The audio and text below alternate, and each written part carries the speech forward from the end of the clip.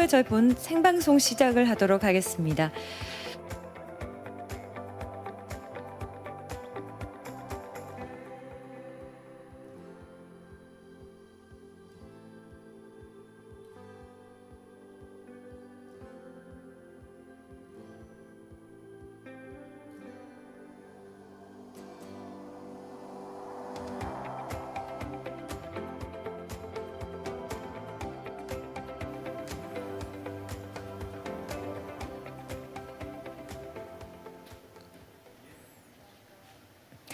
네, 여러분 안녕하십니까? 워터서울 2021 국제 컨퍼런스에 함께 해주신 온라인 시청자 여러분, 현장 참가자 여러분 진심으로 환영합니다. 저는 김경미 아나운서라고 합니다. Good morning, good afternoon, and good evening to you all, ladies and gentlemen. Welcome to the Water Seoul 2021. I am Kim Kyung-mi, your MC for today. I am pleased to be here with you. 네, 이번 워터서울 2021 국제 컨퍼런스는 코로나19 상황을 고려해서 유튜브 채널을 통해서 실시간으로 중계가 되고 있습니다. 지금 많은 분들이 실시간으로 함께 해주고 계시는데요. 깊은 감사의 말씀을 드리겠습니다. Water Seoul 2021 is being broadcasted live on YouTube in consideration of the COVID-19 situation. Many people are participating in this conference with you. I would first like to thank all of you. 네, 이번 행사는 국내외 정부, 학계, 연구계 등 다양한 이해 관계자들이 참여를 해서 글로벌 물관리 선도 도시의 우수 정책 그리고 선진 사례 등을 망라하고 또 향후 지속 가능한 도시를 위한 국제 물관리 거버넌스 구축 방안을 모색하기 위해서 개최가 되었습니다. 기후변화, 메가시티, 그리고 물이라는 주제 아래 도시의 물관리를 물순환, 물안전, 물문화 분과로 구분해서 종합적으로 논의를 할 예정입니다. Today's conference was put together with the participation of a wide range of stakeholders from government, academia, and research institutions at home and abroad to present best policies and practices of advanced urban water management and explore ways to establish water management governance to create sustainable cities. Under the theme of climate change, megacities, and water, we'll engage in extensive discussions in these sessions: water cycle, water safety, and water culture. 네, 오늘 행사는 개회식을 시작으로 서울시의 미래 물관리 전략 모색을 위해서 국제 도시의 우수 사례를 공유하고 상호 협력과 또 연대를 강화하기 위한 국제 도시 경험 공유와 토의 세션으로 진행이 되겠습니다.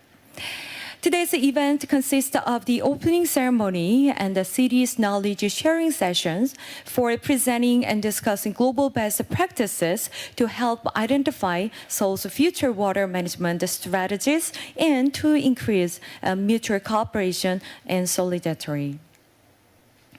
네, 그럼 먼저 오늘 컨퍼런스를 위해서 이 자리에 함께하고 계시는 내빈 여러분들을 잠시나마 소개를 해드리겠습니다. 예, 성공적인 행사 개최를 위해서 많은 수고를 해주신 박준웅 추진위원장님을 비롯해서 추진위원 여러분들께서 참석해주고 계십니다. 감사합니다. 네, 여러분 박수로 환영을 해주시기 바랍니다. 그리고 추진위원장님 그리고 추진위원 여러분께 감사의 말씀을 드리겠습니다. Let me first introduce our distinguished guests who are present at this very meaningful event. First of all, we have present of the Water Seoul Steering Committee, Park Joon-Hong, and other committee members who have made great efforts in organizing this conference. Once again, thank you very much. 네, 그리고 워터서울 2021 컨퍼런스 참석을 위해서 멀리 함부르크와 또 LA에서 직접 방한을 해주셨습니다. 함부르크 펜시티 대학교의 유르겐 피에즈 교수님 그리고 UCLA 마이클 스탠스트롬 교수님 함께 해주셨습니다. We also have a very important guest who have flown over to this conference from Hamburg and Los Angeles. 여러분 박수로 환영해 주십시오. Professor Jürgen Pietz from Penn State University and Professor Michael Stenstrom from UCLA. Thank you very much for your time. 네, 감사합니다. 이 밖에도 많은 서울특별시 물 관련 학계 기관, 또 여러 관계자분들께서 함께 해주고 계십니다. 시간 관계상 한 분 한 분 소개해드리지 못하는 점 양해를 해주시기 바랍니다. Many other officials and experts from the Seoul Metropolitan government, water-related academia and organization are also here with us in the studio. Please be understanding that I cannot introduce each and every one of them due to the time constraint. Once again, thank you very much. 네, 지금 현장에 계시는 참가자 여러분들, 연사자 분들께서는요, 코로나19 확산 방지를 위해서 컨퍼런스가 진행되는 동안 마스크 착용, 그리고 또 충분한 거리 두기를 꼭 실천해 주시기를 바라겠습니다. 그리고 유튜브를 통해서 함께하고 계신 시청자 여러분들을 위해서 저희가 실시간 댓글, 그리고 참여 이벤트를 진행하고 있는데요. 질문이나 응원을 댓글로 남겨주시면 저희가 추첨을 통해서 50분을 추첨을 해서 기프티콘을 드리는 이벤트를 진행합니다. 여러분, 많은 참여 관심을 부탁드리겠습니다. To prevent the spread of COVID-19, I would like to ask the speakers physically present at this conference room to wear masks and practice proper social distancing throughout the event. So if you are watching the event on YouTube, you can leave comments of encouragement or question on the channel. Among those participants, we'll pick 50 people and give them gift voucher. So we'll look forward to your much support and participation. With that, I would like to declare open 2021 Water Seoul International Conference. 자, 여러분, 그럼 지금부터 2021년 워터서울 국제 컨퍼런스를 시작하도록 하겠습니다.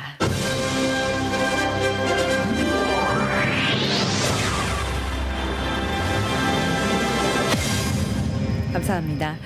먼저 주제 영상이 준비가 되어 있습니다. 도시 물관리의 현재와 미래를 종합적으로 조망하는 2021 워터서울 국제 컨퍼런스의 그 주제가 담겨 있는데요. Now we are going to watch a video of the theme for 2021 Water Seoul International Conference that encompasses the present and the future of urban water management. So please turn your attention to the screen. 영상 지금 바로 함께 하시죠.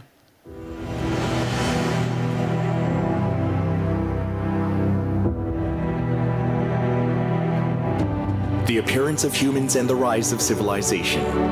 How this journey began remains a mystery.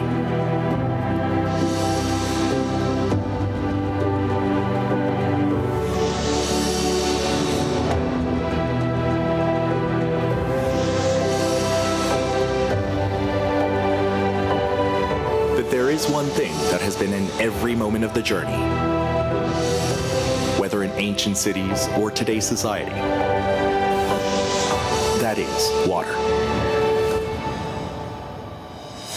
Where water from different directions meets, forms a river. And where a river flows, gather people. Water helps a city develop and provides its citizens with places to relax. Either as small water drops or as streams and rivers that run through a city toward the lowest point. In the growth journey of cities, in every way and in every form, water has always been there.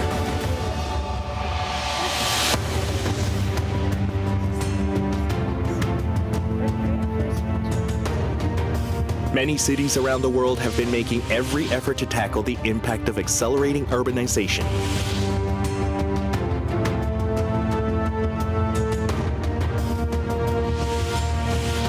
And respond to the imminent tipping point in the climate system.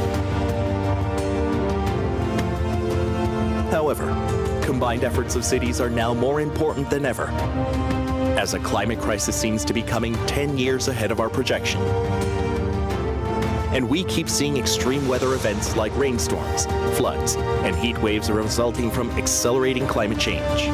We have to continue to strengthen international solidarity and cooperation to prevent irreversible damage from climate change.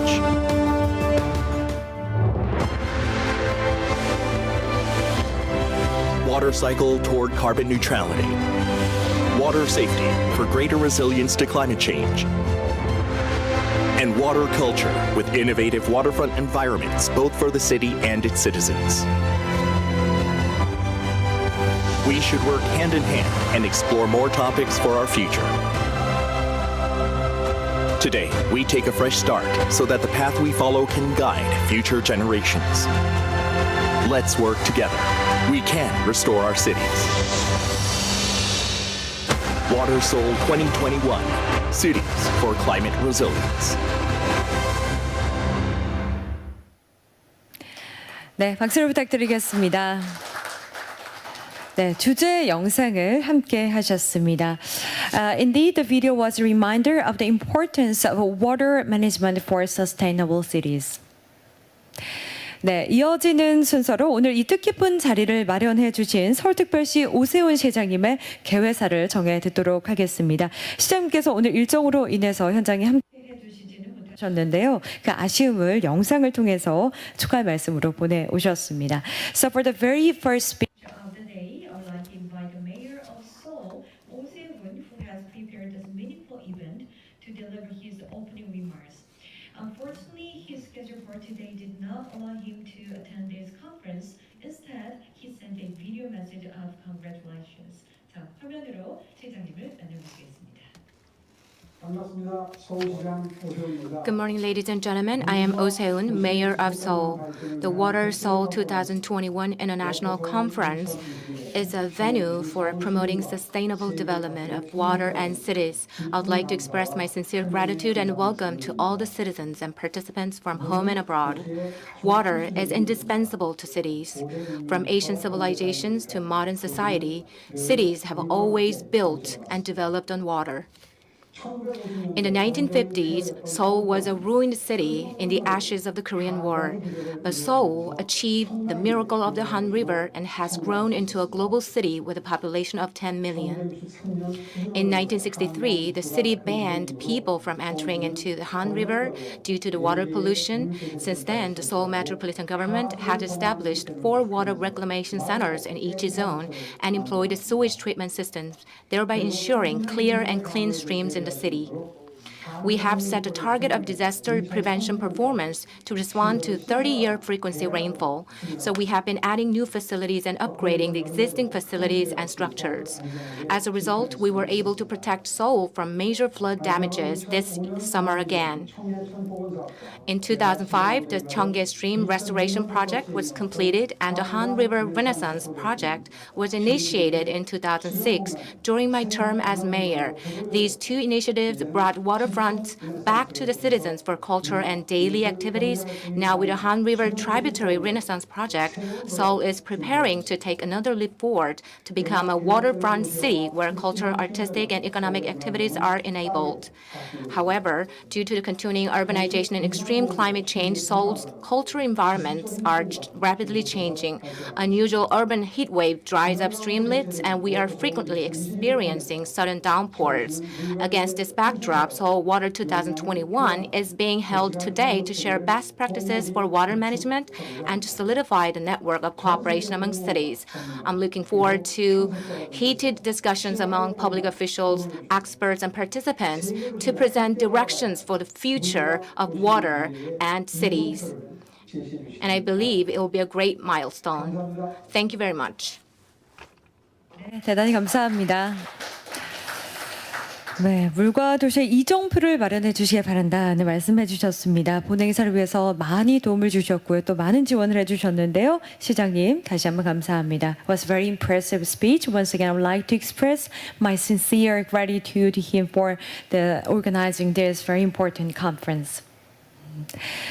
네, 다음은 서울 시민의 안전을 위해서 이 도시 인프라 관리에 앞장서고 계시는 서울시 의회 도시안전건설위원회 성음재 위원장님께서 인사를 보내오셨습니다. 영상을 통해 만나보실 텐데요. Next, there will be another congratulatory message from President of Public Safety and Construction Committee at the Seoul Metropolitan Council, Song-Hyun-jae.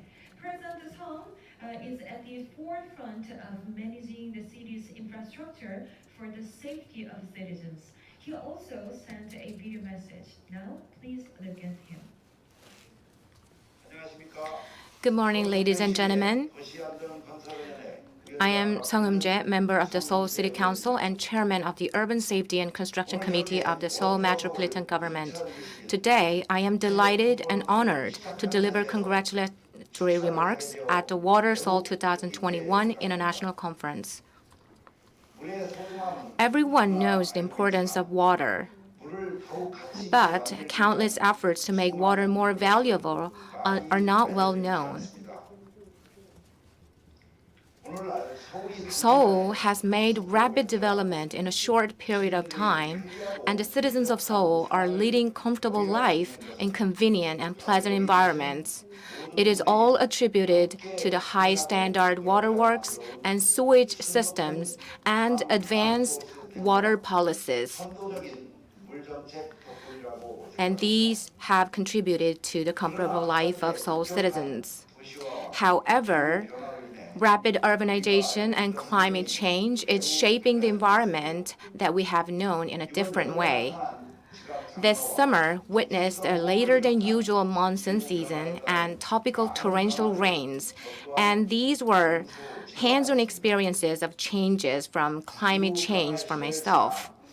As we transition from the era of climate change to that of climate crisis, I would like to ask all the experts here to work together with us to lay the groundwork where Seoul, a global megacity, can achieve a sustainable development building on water. And I'm looking forward to your inputs and contributions in this regard. In closing, I hope today's Water Seoul 2021 will be a productive occasion for Seoul to collaborate with other cities across the world and move forward to a bright future. On my part, I will make sure to listen to valuable inputs from each and every one of you, and the Seoul City Council will extend its best effort and best support to reflect them in the policymaking process at the Seoul Metropolitan government. Lastly, once again, I would like to thank Mayor of Seoul, Se-hoon, Director of Water Cycle and Safety Bureau at the Metropolitan Government, An Yu-seok, and many other officials and presenters and discussants. Thank you very much. In addition, I would like to wish all the health and success to all the online and offline participants. Thank you very much. 님의 따뜻한 말씀 함께 하셨습니다. Thank you very much for your great speech. 네, 이어진 순서는 기후변화와 환경 그리고 지속가능한 분야에서 그 누구보다 앞서서 대한민국의 발전을 이끌고 계시는 반기문 제8대 UN 사무총장님의 기조 연설을 듣도록 하겠습니다. Next, there will be keynote speech by the 8th UN Secretary General Ban Ki-moon, who is at the forefront of leading Korea's development in climate change, environment, and sustainability. Mr. Ban also sent a video message. 반기문 총장님의 기조 연설을 VCR로 시청하시겠습니다. 함께 만나보시겠습니다. Thank you for your warm introduction. Honorable Oh Se-hoon, Mayor of Seoul Metropolitan City, distinguished guests, ladies and gentlemen. It is my great honor to offer my warmest congratulations on the realization of the Water Seoul 2021 conference and speak to you at such an important juncture for all people and our planet.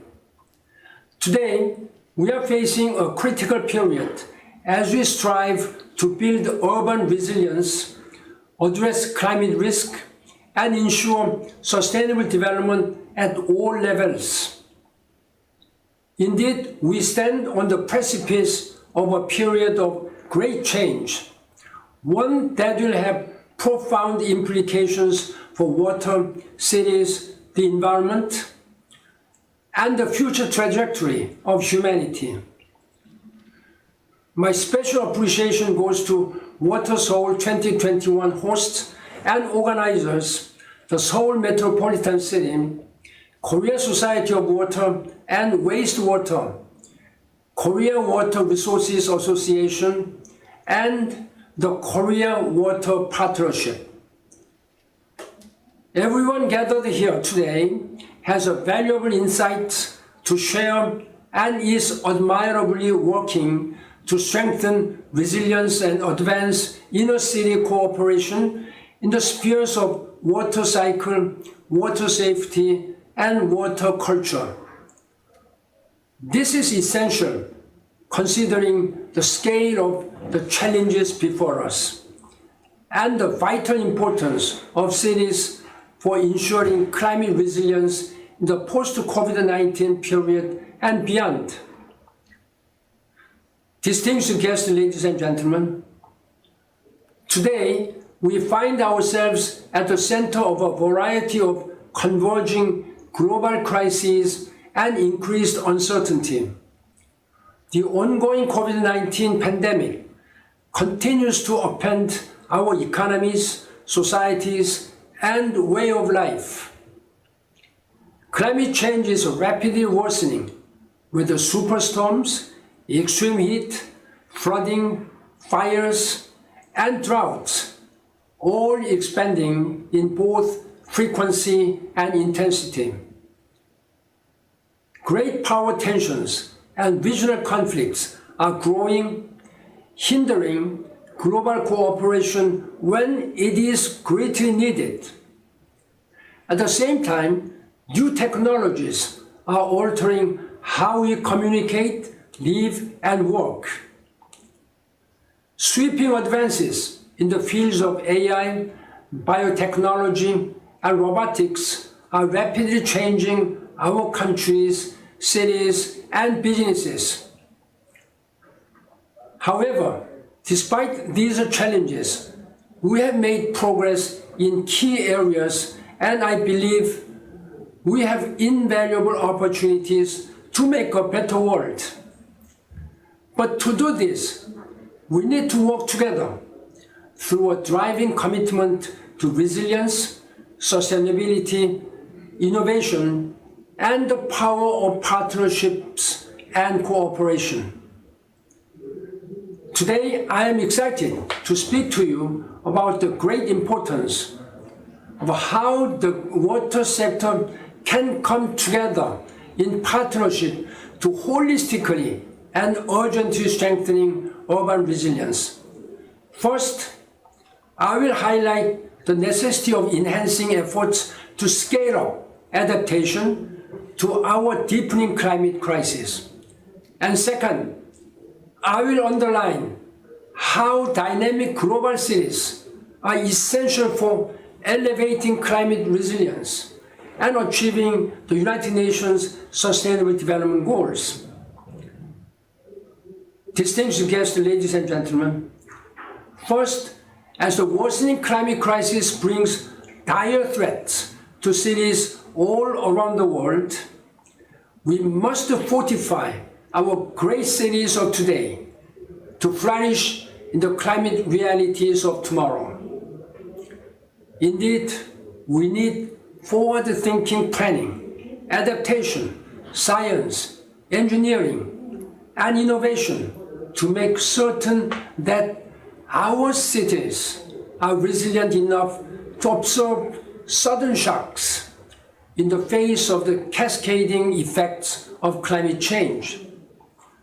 This not only includes sea level rise, flooding, biblical rain, extreme heat, and other direct threats, but also expanded levels of hunger, resource depletion, migration, and security concerns stemming from the climate crisis.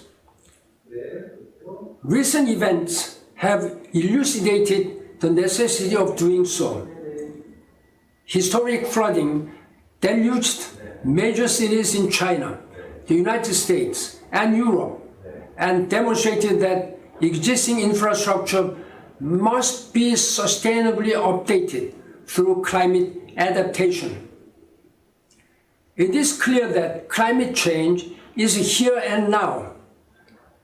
Really, climate change is devastating cities all around the world and causing massive economic impacts. Systems are collapsing, and inequality is magnifying risks for vulnerable communities.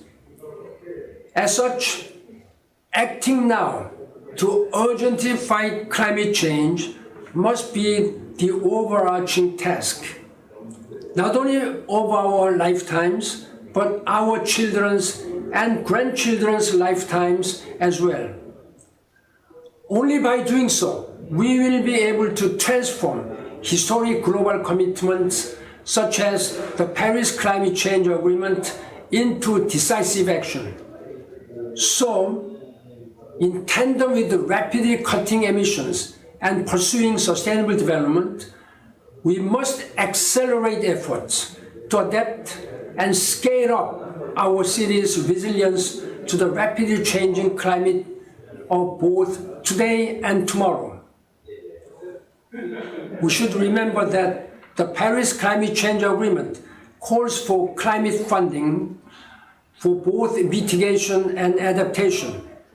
So all nations and cities, particularly ahead of COP26, need to step up. In this regard, I'm honored to currently serve as co-chair alongside Mr. Fijke Sijbesma of the Netherlands for an important organization called the Global Center on Adaptation, GCA. The center works to enhance urgent action and support for adaptation solutions to the cascading effects of climate change.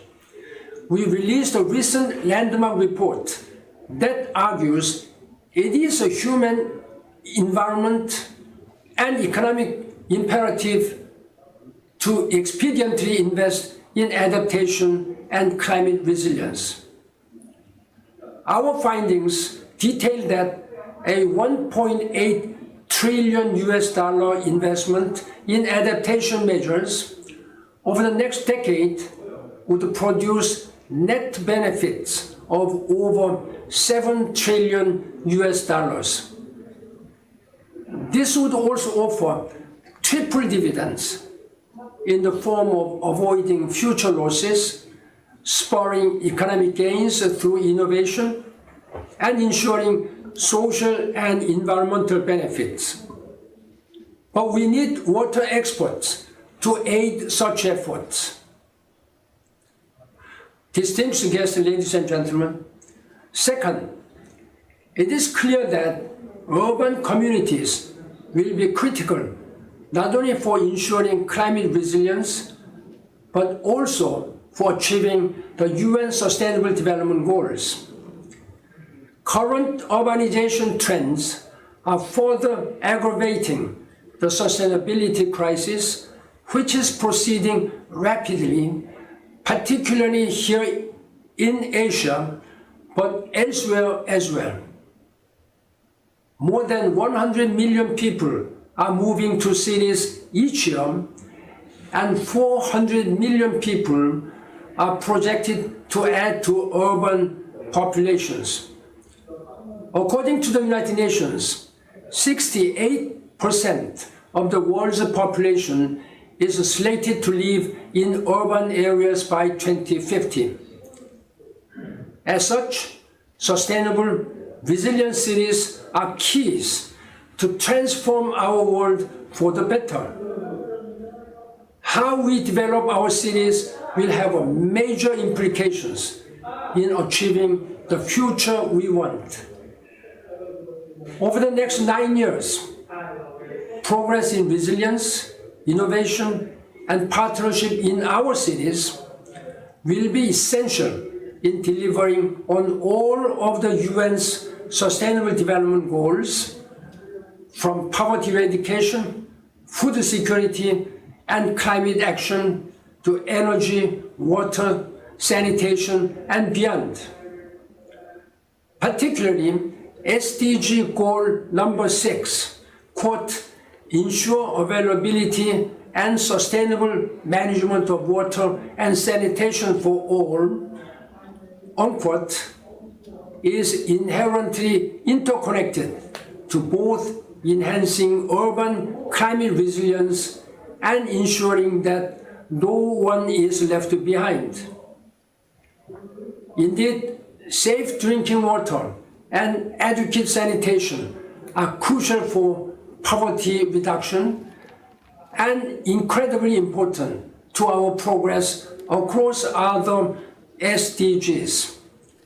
And SDG Goal 6 is a true cross-cutting goal that can synergize action on the other SDGs, such as those related to health, education, inequality, gender, and the environment.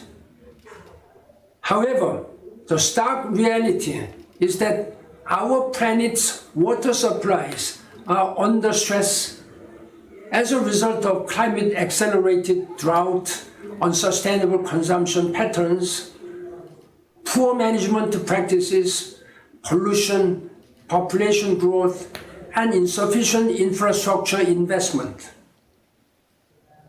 Around the world today, 2.1 billion people lack access to safely managed drinking water services.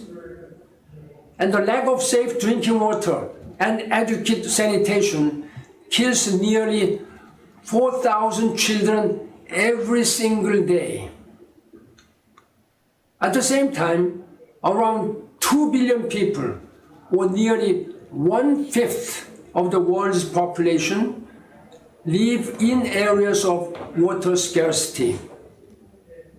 Climate change will only further compound this situation in the years to come. So I take this opportunity to stress the urgent need for enhanced integrated and sustainable approaches to water resources management. Water issues can only be addressed by cross-sectoral, holistic planning and policies at the local, national, and global levels. Distinguished guests, ladies and gentlemen, under this backdrop, cooperative global partnerships, including active participation of leaders in the fields of water, urbanization, and climate like you, are necessary to implement our development commitments. SDG goal number 17 highlights the prominent role that academia, alongside government, the private sector, civil society, and others, should play to help achieve the SDGs. It calls for, I quote, multi-stakeholder partnerships that mobilize and share knowledge, expertise, technology, and financial resources to support the achievement of the Sustainable Development Goals in all countries, unquote. Indeed, we need an all-hands-on-deck approach where everyone joins together to synergize ownership, agency, and the vital participation from all people and all sectors of all societies in pursuit of the UN's global goals. In this regard, I am elated to see Water Seoul 2021 provide such a robust and timely forum to exchange best practices and drive policy forward. This conference and its dynamic city-to-city and people-to-people approach exemplifies the forward-thinking cooperation and partnership, as well as collaboration across borders and seas that is needed to persevere over the global challenges we face. This will go a long way in helping to fortify our cities with climate resilience, implement the Paris Climate Change Agreement, achieve the UN Sustainable Development Goals, and secure a better future for all. Resilient, sustainable, and inclusive cities, underpinned with cooperative best practices from the water sector, are the key to transform our world for the better. Let us redouble our efforts to realize this transformative vision. Reiterating my sincere congratulations on the realization of the Water Seoul 2021 conference, I thank you very much for your attention. Thank you. 네, 여러분 박수를 부탁드리겠습니다. 네, 지속 가능성 분야에서 누구보다 더 대한민국의 발전을 이끌고 계시는 반기문 제8대 유엔 사무총장님의 기조 연설을 함께 하셨습니다. 재생 그리고 지속 가능 발전 포용 도시의 중요성에 대해서 언급을 해주셨고요. 도시 간 사람 간 파트너십 협력 함께 말씀을 해주셨습니다. 뜻깊은 기조 강연 함께 하셨습니다. It was very truly inspirational speech. Thank you very much once again. 자, 이제 다음 순서로 이어가도록 하겠습니다. 어터솔 2021 국제 컨퍼런스 성공을 위해서 많은 분들께서 이 뜻깊은 메시지를 전해주셨는데요. 지금부터 이어질 국제도시 경험 공유와 토의 세션을 통해서 도시 물관리 미래를 심도 깊게 논의하는 시간 이어가도록 하겠습니다. Regarding the issues identified in the messages, there will be in-depth discussion on future urban water management and the city's knowledge sharing session. 네, 1일차 컨퍼런스, 이 국제도시 경험 공유와 토의 프로그램은 물순환, 물안전, 물문화 이렇게 총 3개 세션으로 구성이 됩니다. 각 주제별 좌장의 세션 소개에 이어서 글로벌 물관리 선도도시의 발제와 또 국내 주요 패널의 종합토론 그리고 질의응답 순서로 이어지겠는데요. On day 1 of the conference, the Global Best Practices and Discussion Program consists of 3 sessions of respective topics, water cycle, water safety, and water culture. For each session, a moderator will introduce his session, and then there will be a presentation on cities with advanced water management, which will be followed by panel discussion and a Q&A session. 네, 자 그럼 지금부터는 탄소 중립을 지향하는 물순환 도시를 주제로 물순환에 관한 첫 번째 세션을 진행하도록 하겠습니다. 세션 1은 연세대학교 박준홍 교수님께서 좌장을 맡아 수고를 해주시겠습니다. Now session 1 on water cycle under the topic of water cycle of cities for carbon neutrality will begin. The first session will be moderated by Professor Park Joon-Hong from Yonsei University. So, Professor Park Joon-Hong, please. 네, 감사합니다. Thank you. I am Park Joon-Hong, professor at Yonsei University. I'm a moderator for the first session, and at the same time,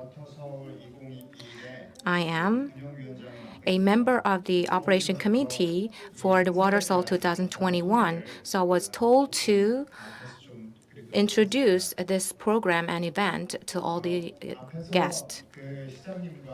Previously, Mayor of Seoul and former Secretary General Ban Ki-moon made good points in their speeches. While we are preparing for this event, we had a purpose. It was to increase the sustainability of water management in cities and to provide a platform for cities to collaborate together in water management. So the first agenda for this event is the climate agenda crisis. So the megacities, policies, and experiences will be shared at the first session. For the second session, in large cities, there are limitations in water management technologies. There are old, outstanding problems. So we need to identify new solutions and new technologies to address them. Thirdly, we are in a rapidly changing environment, and the demand for water is exponentially increasing. So we want to be a platform for countries to work together in a preemptive manner. And Water Soul 2021 should continue to Water Soul 2022 and Water Soul 2022 and 23.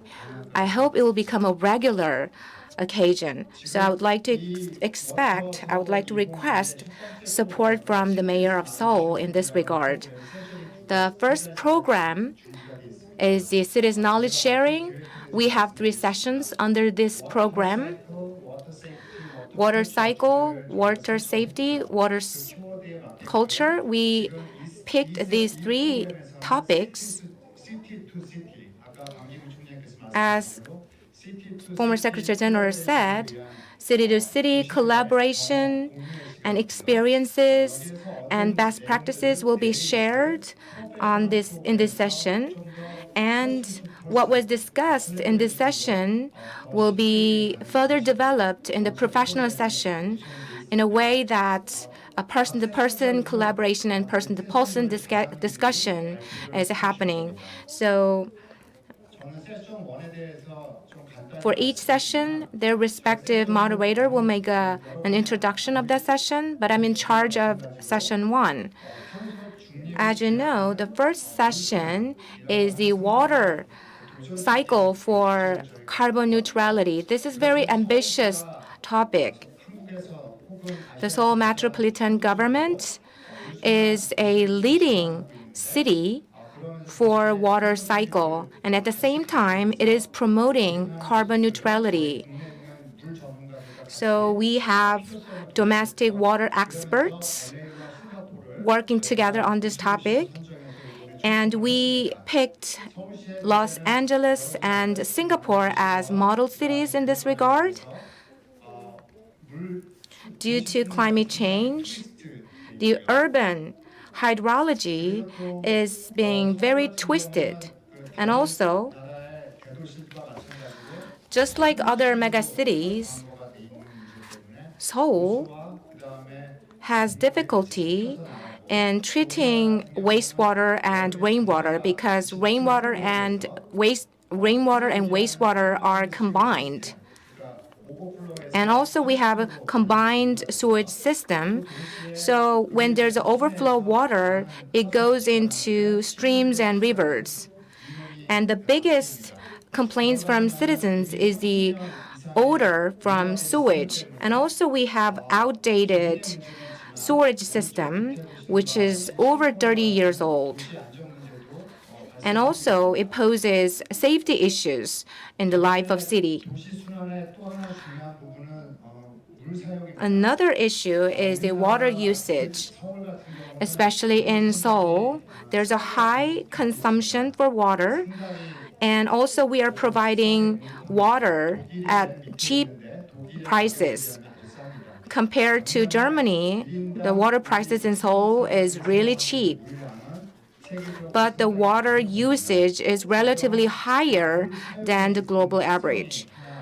So that is the one of the characteristics of water usage in Seoul. And also water reuse rates is less than 10% of the total water usage. So compared to the countries of which representatives are here today, we are using a lot of water and the reuse rate is really low.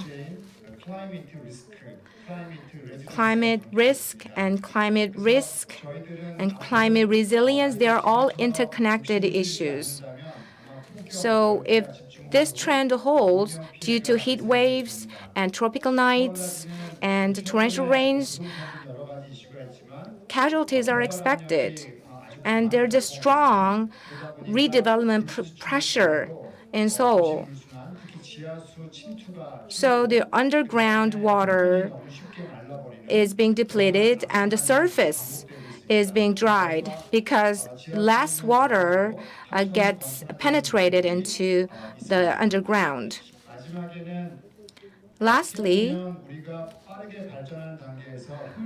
we focused on efficiency during the rapid development phase.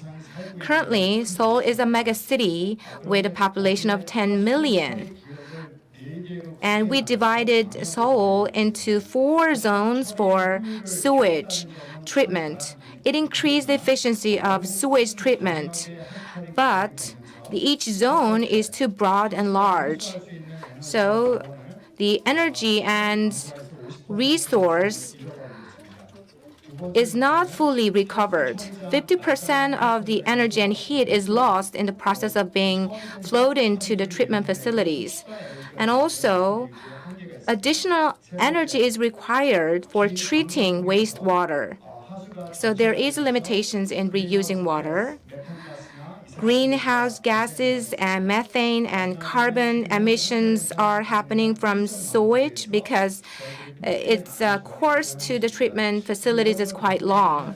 And also, aerobic treatment is not conducive either. So this is posing challenges for water reuse.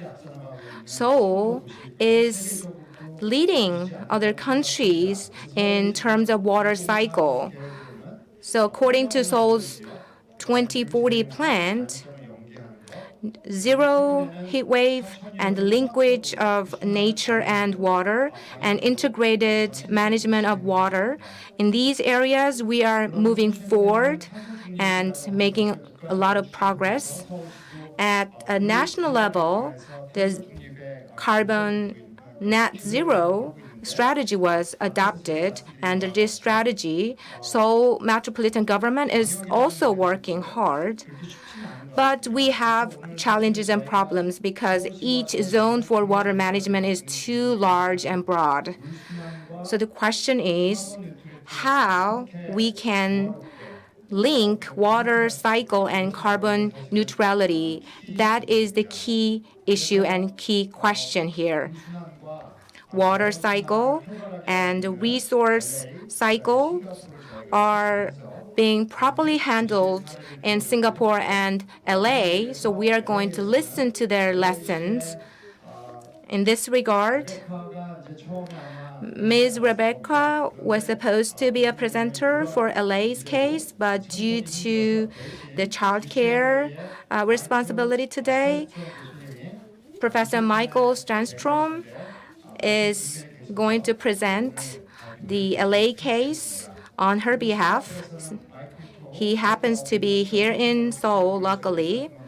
And also, Michael To, Director of Technology and Industry Collaboration Department at PUB, will make a presentation on Singapore's case. This was the summary of this session 1. Thank you.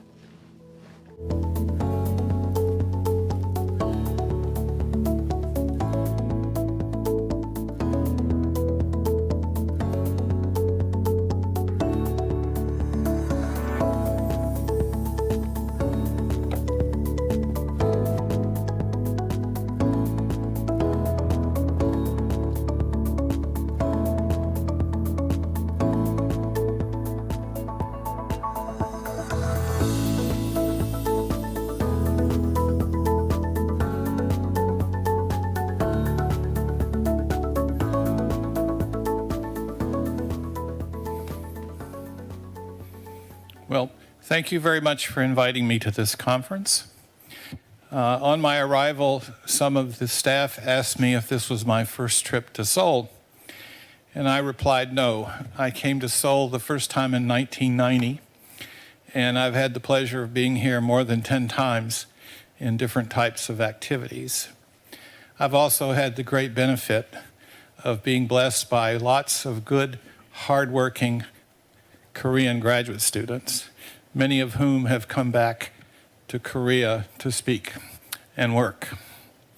So my background is in environmental engineering, and I'm a specialist in treatment systems, especially for large treatment plants. And I'm into my 44th year at UCLA, and I'm called a distinguished professor, which really should be called a tired professor because you've worked a long time to get to where you're supposed to be. So I'm going to talk about water treatment, wastewater treatment, and cycling, and how we get to where we want to be, and how we improve sustainability, reduce carbon emissions, and improve sanitation and public health. So I don't have the advancer, so somebody has to advance the slides for me.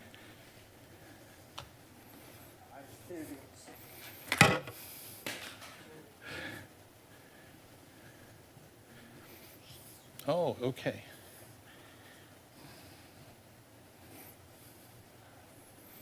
Good. So water use in cities and wastewater treatment. California is an example. And I think we're progressive in most things we do, and I think we're a good example. And this is sort of the outline of what I'm going to talk about. Cities need water. Current conditions in California are really desperate. We're entering a new drought, although I do note that the day after I left Los Angeles, we got approximately 1.5 centimeters of rain. and we only need about 100 more rain events like that to end the drought.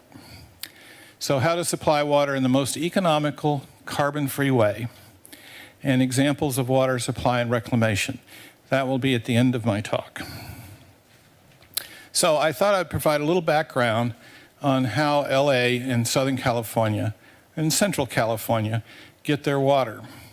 We have many highly developed water conveyance systems, and this picture shows some of them.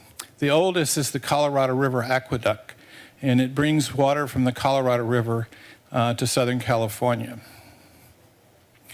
We have two other major systems as part of the California system, the state project and the federal project. The Los Angeles Aqueduct and is another that brings water down from Mono Lake. And so we've had these delivery systems to Southern California for quite some time. And indeed, because they bring water from different areas, the droughts are rarely in all areas, so we've been able to juggle water supply by using different sources.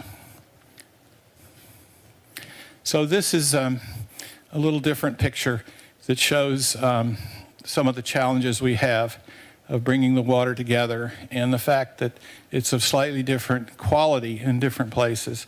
So we have to blend it to reduce the TDS and reduce the chlorine residual forming potentials. So it's something that our agencies have worked on for quite some time. And you can see the yellow area there is generally the area supplied by the Metropolitan Water District. And so in Northern California, we have these large reservoirs. And this is a picture of record. If I had the picture today, you wouldn't see any water. You would just see red clay behind the dam because the levels are so low. And these large reservoirs also generate hydropower. And you can see here's one of the generating facilities. We're working now to try to understand how to store energy. So only one of these has the ability to pump back water and store. But the various state agencies are looking for ways to store more water and provide energy in the peak periods and conserve in the low periods. And we're fortunate that we've had a very aggressive program for solar cells, which helps us in the afternoon. So the water supply and treatments are responsible for about 5 to 10% of our energy usage. And there's some numbers that are lower than that, but when you add up all the various sources, you get something like that. And that may be small compared to, say, what automobiles use, but it's a very significant part. And energy consumption is going to grow as we look for more remote, harder to get, harder to treat water sources. And this climate change that we're dealing with will make water supply more difficult. We don't yet know how the rains are going to be affected, but what we do believe is that where it rains now, it may not rain in the future. So many of these wonderful reservoirs that we've developed may not be as useful in the future. So where we have water now, we may not have it in the future. We'll be desperate for new water supplies. And new sources in the U.S. for water supplies really don't exist. We've got no more places to dam up and no more new reservoirs. So how do we provide water without dramatically increasing greenhouse gas emissions and cost? So this is a breakdown of the greenhouse gas emissions from a few years ago. It was in a paper we published. And you see that wastewater treatment up there is about 3.4%. And some of the methane that's produced comes from wastewater treatment. And some of the other results come from water and wastewater treatment. So what I did in my group is I worked to determine just how we could reduce greenhouse emissions from wastewater treatment. Could we make a neutral wastewater treatment system with respect to greenhouse gas emissions? And so we examined the ways of of understanding it and looking at treatment plant designs. And we concluded that they must evolve, and some of the methods are different than so-called conventional wisdom. A lot of what we do is fight conventional wisdom. There's a lot of folks that don't want to change what they believe. So opportunities exist for greenhouse gas reductions and quality of life improvements. And so we looked at the most popular process, the activated sludge process, and looked at conventional treatment, which is sort of the null hypothesis for many situations. And then we looked at nitrification only and nitrification, denitrification, the energy footprints, and what I call laissez-faire, which was management of a treatment plant without concern for power and greenhouse gas emissions. And you can see just within the plants we have, we can reduce the emissions and achieve better quality, because the conventional plant produces water of a certain quality. The nitrifying, denitrifying plant produces not only water of much better quality, but it requires less energy and less cost. And that is opposite conventional wisdom. And when I talk to treatment plant people about that, they think I'm a little crazy. That crazy professor from UCLA is trying to tell us how to do our job. And yes, I am. So here's the picture of the carbon footprint. And we can get down to about the same carbon footprint for nitrification, denitrification. And so here's some of the various components. This is from a technical paper, which I'll be glad to share with you. I'm not going to dwell on it here because it's probably a little too technical for this audience. But you can see the components that we have include aeration costs, sludge disposal costs, and how much methane we can recover and use. So this is another graph that's perhaps a little too detailed for this conference, but it shows what happens when we change the mean cell retention time, which is the most important parameter of running a treatment plant. And so we've provided these results for designers and decision makers to include in their analysis. So what about sort of what's outside the lot, meaning what's outside the treatment plant? And treatment plants generate biosolids, and those have to go to disposal. And places like Los Angeles have difficulty with biosolids because you have to transport them great distances. And so there are alternatives for biosolids: incineration, which we generally don't have in California due to air concerns; ocean disposal, which was outlawed in 1987; and land application, which is really what we have to do. So land application has beneficial uses, but requires transportation. And we can use these biosolids as soil amendments and different sorts of things to improve agriculture. And we're doing that in many places in the United States, and it's been done for many years in certain locations. And so I've done an analysis here of how far you have to transport the material and the effect on greenhouse gas emissions. And here's a different kind of graph. Hyperion is our large treatment plant. It treats the bulk of the water from the city of Los Angeles. And you can see the rings there show you how far we would have to transport to get rid of the biosolids. And it turns out that we go up to Bakersfield most of the time, which is about 175 kilometers. So that has impact on the greenhouse gas emissions and the energy efficiencies. And here you see another example, which would be New York City, which disposes of some of its material at quite far distances. And so we also have the issue of nitrous oxides, and that's a kind of a research issue that we're working on to minimize nitrous oxides emissions. And so the conclusions of this little part, before I get to some examples, are that good wastewater treatment can be energy neutral. The carbon sequestration offsets in wastewater treatment is possible. Landfill and farm practices distance really affect footprints. And our nitrous oxide emissions are not negligible. And relative carbon footprints absorb variability, meaning that if you just look at the relative footprints, you don't see the different components. And so we also have a paper comparing anaerobic treatment to aerobic treatment, which was mentioned early in this session. So reclamation is another thing that we're doing. And it's important because of the fact that there's no more water supplies. We have three major types of reclamation in Los Angeles. Non-potable Title 22, which is happening throughout California and is the easiest method. And it's used to provide irrigation waters and so forth. We have indirect potable, which has been practiced in California from maybe 1960 in the earliest cases up to the present. And that type of reclamation is continuing. And then we have direct potable in the near future.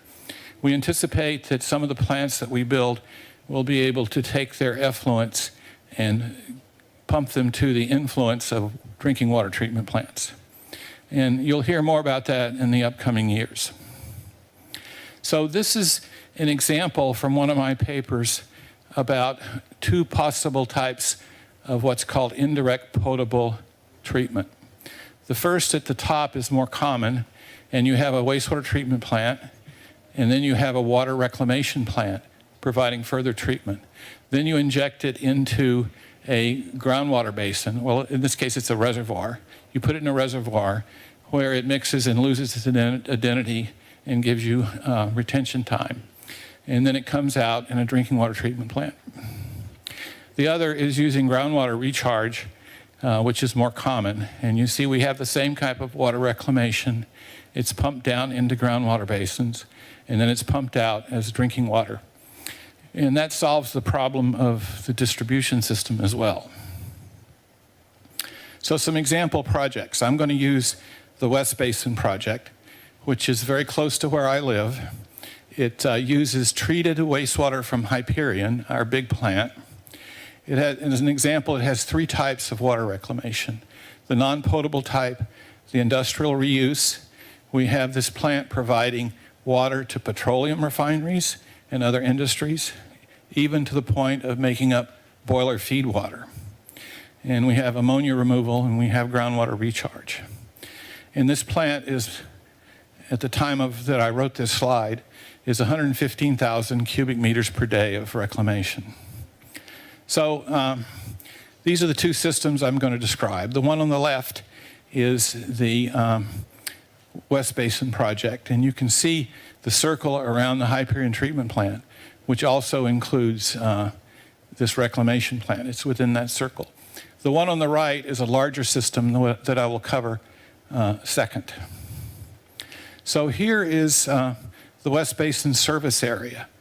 So we have water being delivered to all of these locations that's reclaimed water. And it includes beaches, oil refineries, industrial, various industrial sorts of things, movie studios, and residential. 1 million people served in 17 cities. It's a big success story. This is a picture of what the plant looks like from a slight elevation. You can see the various processes and tanks and so forth. And there's a lot of RO involved, reverse osmosis. And here are some of the pipelines that are produced. This is the infrastructure that you have to build. And it's over 150 billion gallons recycled so far. And these are pictures of the usages. Tertiary water, which goes for irrigation. Nitrified water, which goes to some of the petroleum refineries. And then reverse osmosis barrier water that's injected to keep the seawater out. And then we have single and multiple pass reverse osmosis to make boiler feed water, highly purified water. And so this is the area where we're using this reclaimed water to push back the salt water. So this is the other project, the larger project. And Earl Hartling is one of the engineers for the sanitation districts. And some of these slides come from his presentation. But this is the general area of the plants. And you can see JWPCP down there, which is the large plant for them. All the other words that you see are for smaller inland plants. And this is the flow diagram of what the treatment plant looks like. And you can see it takes water from a trunk sewer, and the rest flows down to the big plant, JWPCP. And the flow is basically a secondary treatment plant with filtration and disinfection. So this produces what we call Title 22 water. And it can be used in recycling of industries. And we typically use purple pipe to distinguish the reclaimed water from fresh water. And that looks like pink pipe, but that's a little bit caused by the color change of the projection. But it's purple pipe. And here's an example of an industry manufacturing concrete. Delivering reclaimed water to concrete facilities is an excellent way. Here is dust control with landfill irrigation. It's easily satisfied by... Excuse me. So because of time, Yeah, I got maybe 2 1 minute. slides left. Okay. And here's other new construction. And here's habitat restoration. And so we have stream restoration as well and recreational purposes. And so this is LACSD's success story. The purple you see is what's been reclaimed, and the yellow is yet to be reclaimed. So our conclusions are that there exist significant possibilities and opportunities for improved operation of water treatment and delivery systems. We haven't had the incentives to make the improvements in the past. These reductions exist in all fields and seem small when taken individually, but collectively make a huge difference. Water supplies will be limiting, and we do not know the extent of the potential shortfalls caused by climate change. Reclamation offers many opportunities for savings in maintaining water supplies. Progress requires a new paradigm of economic viability, not just present worth calculations. And so this is my contact information. If you'd like more information, you can email me. And if you don't write down the email address, you can probably find me if you Google me. So, thank you very much. Thank you very much. I'm sorry that I'm not giving you that much time. 자, 다음 프레젠테이션으로 넘어가도록. Let's move on to the next presentation. Presentation on Singapore. Mr. Michael To. Thank you very much. Can you all hear me? 네, 잘 들립니다. Yes, we can hear you very well. Thank you. Good afternoon. My name is Michael To. I'm director at PUB, Singapore's National Water Agency. I would like to thank the organizers for the honor and invitation for PUB to share at this extremely important event. I'm a civil engineer by training, and I've been with PUB for 28 years. And may I now request the assistance of the administrator to forward to the next slide, please. We have a presentation slide.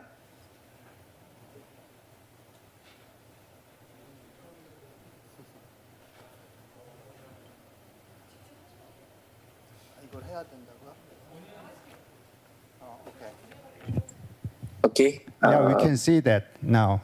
We can see the slide now? Yeah. Okay. Next slide, please. Yeah. Yeah, it's wonderful. Yep. Okay, thank you. For Singapore, water is an existential challenge. Singapore is one of the most water-stressed countries in the world, in spite of being located in the tropics. We receive a lot of rainfall, but we are not able to collect and store all the rainwater because of our limited size. Therefore, every day, our engineer, our people at PUB search tirelessly and endlessly for ways to overcome our water challenges, which include rising water demand, climate change, land constraints, and rising public expectation. To share, we have learned a lot from many countries, including Korea and the United States. And we are clear, our mission is to make sure that we do not go thirsty. Next slide, please. Our mission is to make sure we supply good water, reclaim used water, and tame stormwater, and resist rising seas. The first three statements are typical of a water utility, but the last mission statement was recently added to reflect PUB's role as a national coastal protection agency. As the National Water Agency, there are three key strategies in PUB's approach to water management. Next slide, please. Our first strategy is to capture every drop of water that falls on Singapore. As I mentioned earlier, Singapore is blessed with a lot of rain, and therefore it makes sense for us to harvest every drop of rain that falls on this tiny island. Our second strategy, as the professor has shared also, is to reuse water endlessly. How do we use water endlessly and in a sustainable way? Water can always be reclaimed and retreated, and it can be used again. And the third strategy is to desalinate water. Being an island, we are surrounded by the sea. Desalination is a viable and attractive option for Singapore. It also works likewise for countries that have a strong and big coastline. Next slide, please. In Singapore, we manage the entire water loop as a whole. PUB, Singapore's National Water Agency, looks after production, treatment, collection, and distribution of water and manage stormwater.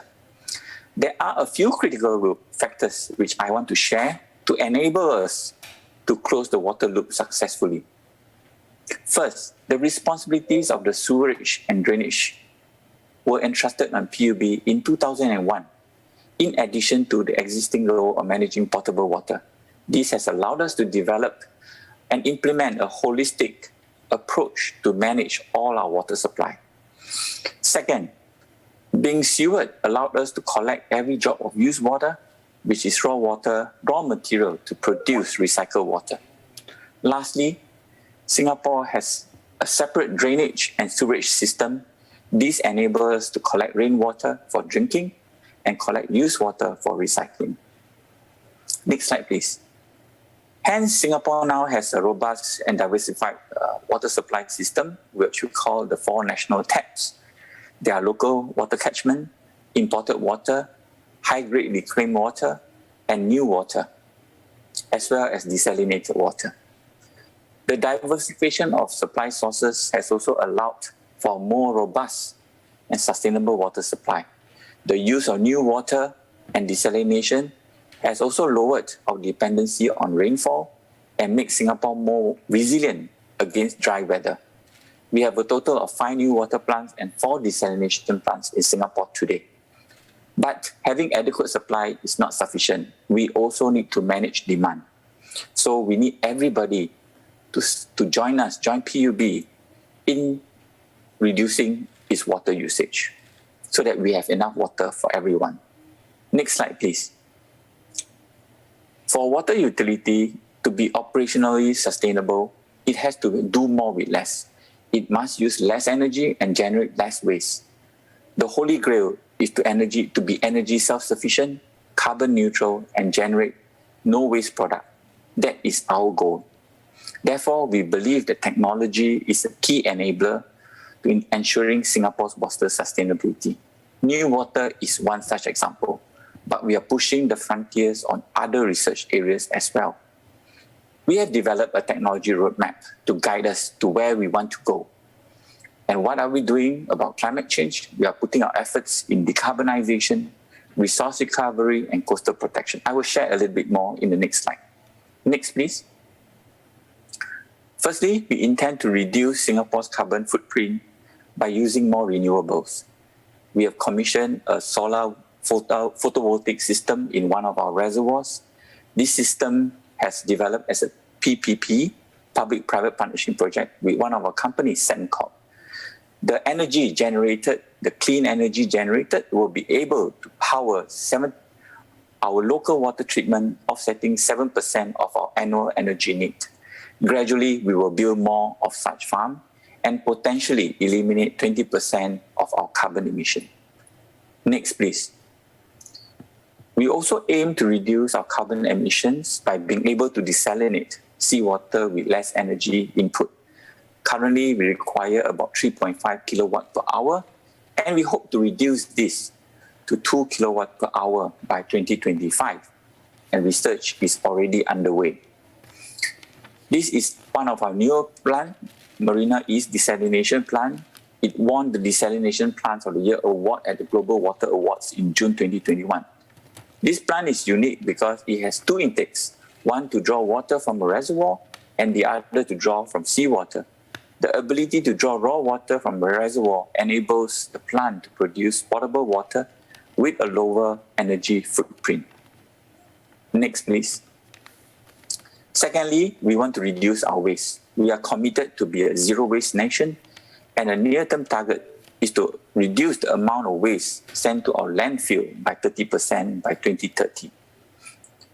We intend to do this not only to reduce the amount of sludge, but also to find new ways to reuse the sludge and the ash that is produced. For example, we are exploring pyrolysis and gasification of sludge to produce biochar and slag respectively. These can be sold as soil ameliorant or activated carbon or used as fertilizers. Next, please. Thirdly, climate change is an existential challenge to Singapore, a small island. We are surrounded by the sea and no hinterland, so there is no retreat. So with our projection, parts of Singapore could be submerged, with sea level projected to rise more than 1 meter by the year 2100. Either we adapt or we perish. So therefore, we have undertaken our role as the Coastal Protection Agency to lead on long-term strategies to protect Singapore from the threat of rising sea levels. We have started a 4-year study to protect our coastline from rising sea caused by climate change. Next, please. In our plans to leverage on technology and overcome our challenges, we are clear we cannot do it alone. We work closely with the industry, the research institute to achieve water sustainability. We work with the 200 water companies and 25 research institutes that is in Singapore. We work with them to closely develop solutions and with funding from the National Research Foundation in Singapore to develop solutions. We have spent almost $750 million Singapore dollars for water research. And we provide the lead demand for testing these ideas. And we help companies to build a track record. Next, please. In addition, we have also provided a dedicated built-for-purpose building to house our water companies. It's called the Singapore Water Exchange. We have 30 water companies in this exchange. The idea is really to work together and push the frontiers of innovation and business growth. And therefore, it complements our effort at the Singapore International Water Week, where we hope to share and co-create innovative technology. Next, please. We are also keen to learn and to share knowledge, just like this platform. Therefore, we have also established the Singapore Water Academy with courses conducted by international experts and senior PUB officers. We have the Water Management Series that conducts courses on issues that faces cities and urban water management. We hope that you can join us for the sessions stated in the slide. Lastly, complementing the work of Seoul Water, we are also pleased to organize the Singapore International Water Week, which brings together stakeholders to talk about solutions and challenges. We hope to be able to do physically the next Water Week event, which will take place from the 17th to the 21st of April. I have come to the end of my presentation, so I thank you all for the attention, and I look forward to the question and answer session. Thank you. Thank you very much. 자, 그럼 지금 So then we will move on to the panel discussion. I'd like to introduce some of our panelists. Right next to me, we have Professor Michael Stenstrom from UCLA. Please welcome him with a big round of applause. And next to him, we also have a Korean participant, senior researcher Lee-ho Kim from the Korea Institute of Construction Technology. And next to him, I'm sure that you all know him very well, Professor Ik-hun Choi from Yonsei University. And of course, he has also been the department head of the Korean Water Works. And from Seoul Metropolitan City, Director Tae-gyum Kim. Hello. And since Professor Stenstrom has already made a presentation, I will now pass the microphone over to senior researcher Kim. So thank you very much for your presentation, both of our speakers. So I will now base my questions on the presentations.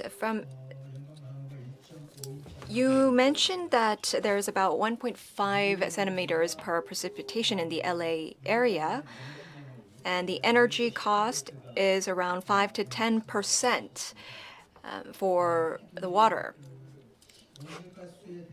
And a lot of greenhouse gases are methane, carbon dioxide, and N2O. And you actually mentioned the treatment costs as well as the footprint, and you showed us that matrix about it. And it was very impressive of how you expressed it. Related to reclamation, we're also using different colored pipes, and we're also using purple as well. So it was great to know that you're using the same color codes as we do. From my perspective, a water cycle city for carbon neutrality is in 3 different points. And so I'd like to talk about those 3 different points and then turn the question over to how it is seen in the United States. First, I think in Korea, it's really about how to manage small precipitation as well as large volumes of precipitation. So for droughts as well as any water stress issues, we need to manage them correctly and efficiently. Second, we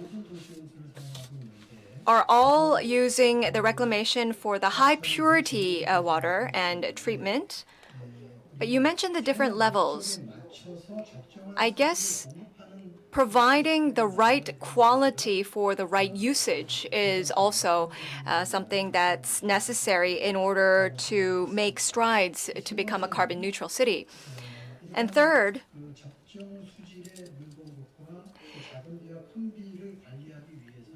in order to do so, I think that we need the participation of the civil sector and the public.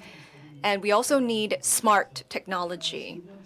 So in the third arena, in our direction for carbon neutral, we need smart technology and we need to act in a smart way. So that's why I have put it into these 3 different categories. So for small and low precipitation, you have a lot of pollutants included in the water. So if you just include that without treating it, then it's actually quite dangerous. And that's why I believe that it's also necessary to flow it over to nature so that it can do the filtration on its own. And maybe from 10 millimeters to 30 millimeters, put it into the soil so that we can save it for later use. And for larger amounts, in a lot of the floods, I guess that you have to prevent any sewers from overflooding. And so you need to have a place to save it and then afterwards reuse it or treat it so that you have a good stock of water whenever you need it. I believe that in those different levels and phases, you'll be able to save up energy use as well. So I want to make a comment and a question. For rainwater that is included in low precipitation,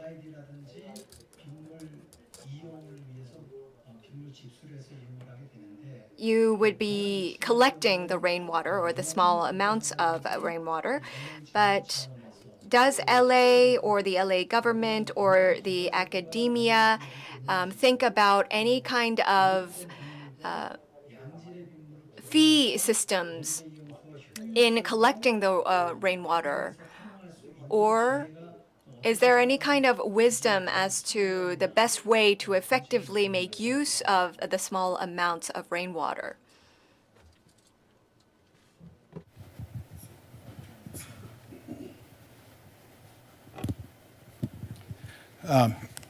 My microphone is on, yes? Okay, well, thank you very much for the comments. I'm pleased that we have so many common ideas and ways of doing things. I want to be clear about what I said about the storm.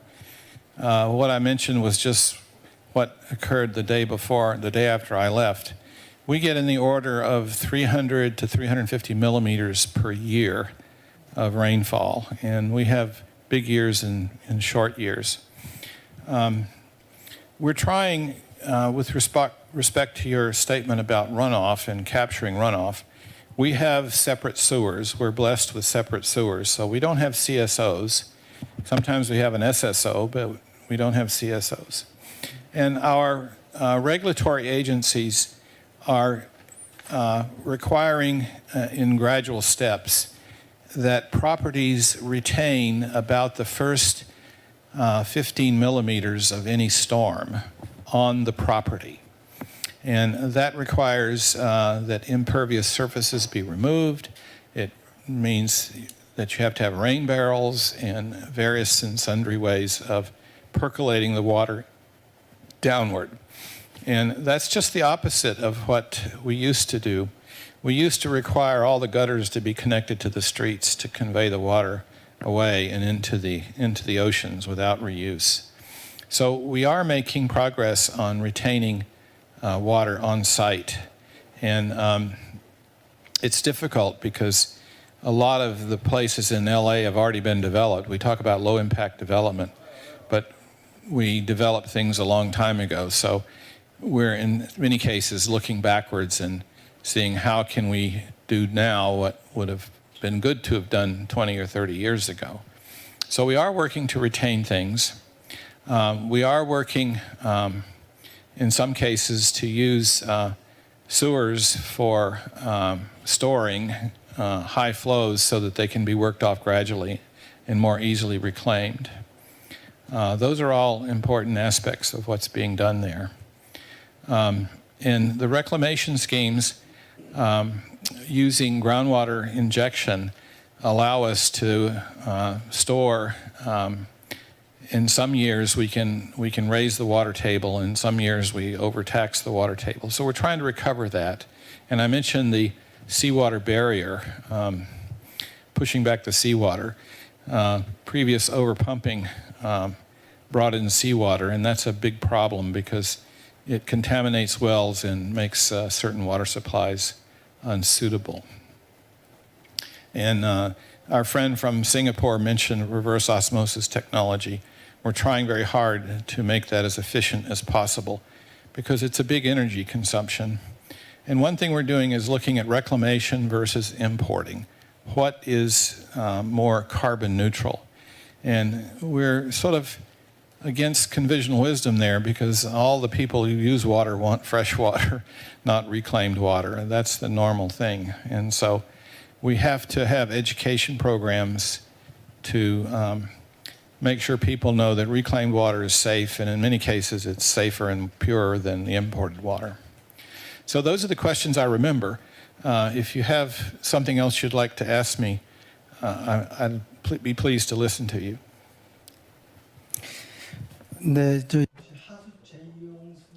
Yes. When we use reclaimed water, I believe that it's also very important to gauge the responses of the public and the citizens. There's always a concern about that among the public. I think that that's also a common factor in Korea and the United States. I think what's the key is we need to find the right use for the water, whatever it's rainwater or whether it's reclaimed water. We need consensus among the people that it's safe to use. And because it's no longer sustainable to get water from far locations, I think that we need to grade the waters so that we have the right appropriate means of using the water.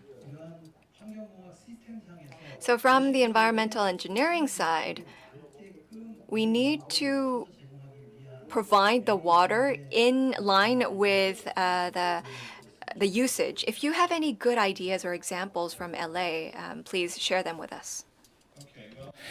I do recall you talking a little bit about that in your original question, and we do have different grades of reclaimed water, and we have worked on the problem of public acceptance. So I wrote a paper some years ago evaluating the failed and successful reclamation projects in the arid West, California, Arizona, New Mexico. And most of them were successful, but those that failed never failed because of technology. They failed because of public support. And typically the agencies would announce what they're doing, ho-hum, nobody would care much about it. Construction would begin, and then the public would say, guess what they're doing to your water supply? And there would be problems, and perhaps the project was canceled. So I think our agencies have learned that they need to educate the public about reclamation. And Orange County, south of Los Angeles, is a perfect example because they talk about reclamation in grade school.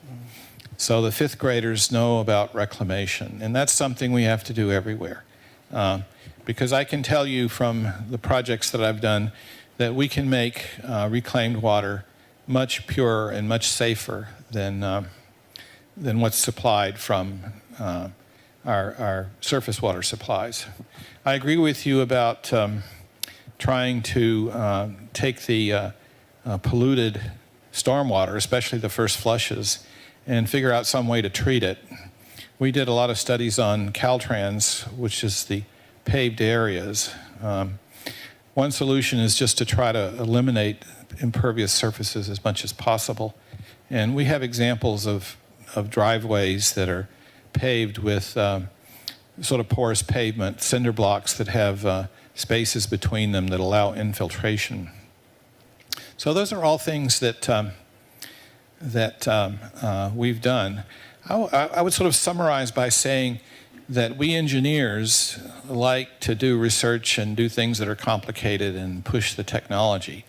And that's sometimes necessary. But we fail many times to educate the public and do what's really more important, is to ensure public acceptance and support for these projects.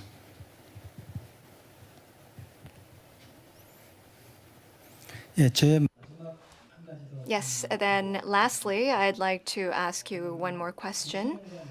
In the urban environment, you have the architecture and the roads, and you have the greenery and the parks. So seeking sustainability is actually imbuing energy and green areas, green patches all together in that urban space. I think one of the exemplary cities is LA in doing that. I think that the green architecture and construction policy was started in Korea in the early 2000s as well. And we have 7 different evaluation criteria, which one of them is water cycle, runoff usage, water preservation, and of course, monitoring of the sewage as well as the water usage systems. And we also know of the LEED certificate. Compared to LA, I guess Seoul has abundant use and provision of water. Of course, we do have certain drought issues. However, we do have important structures for large stormwater and the sewage as well. So related to groundwater, how is LA kind of linking the groundwater usage and the system with the green architecture and green construction? I think that it has to go hand in hand with the construction and architecture in order to provide cleaner water resources for the future generation. So if you have any comments on that, please. Yes. Well, I'm giving another talk tomorrow. And in that talk, I have some pictures of what I would say is LID retrofitting. And we've taken some of the parking lots, for example, some of the paved areas, and rather than just connecting them up to a storm drain so that 100% of the water flows into the storm drain, we're connecting them up through green belts in places where infiltration and biotreatment can occur. And I show some pictures of that in several places, and I'm very proud of that. I published a paper in 1988 that showed a parking lot with a green belt around it. I would also indicate that the city of Portland in Oregon has done very well in this regard. So that's one success story that we have. I think your comment about linking the right water quality with the right application is important, because you need to exhaust all the opportunities for things like Title 22, reclamation that doesn't require such high purity. You need to exhaust all of those before you really embark upon some fancy reverse osmosis scheme. And we researchers, we love to do the fancy reverse osmosis research. But the public's not going to accept that kind of water until you've exhausted all the other possibilities, like using reclaimed water for dust control in roads and all the other sort of things that you can use reclaimed water, industrial reuse, watering golf courses, all those sorts of things. 네, 감사합니다. Thank you very much. 자, Now, let's turn the floor to Professor Se-hoon. I guess he's going to ask questions about Singapore's case. Glad to meet you. Professor Park Joon-Hong made a great presentation on behalf of Korean representatives, and Dr. Michael and Director Michael, 2 Michaels, made a good presentations. Thank you very much. Both of you talked a lot about water reuse. Regarding water reuse, before I ask questions about it, let me introduce Korea's water reuse strategies.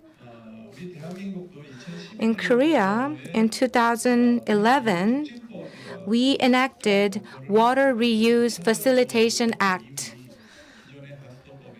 From 2000 already, in the Storage Act, the concept of water reuse was reflected.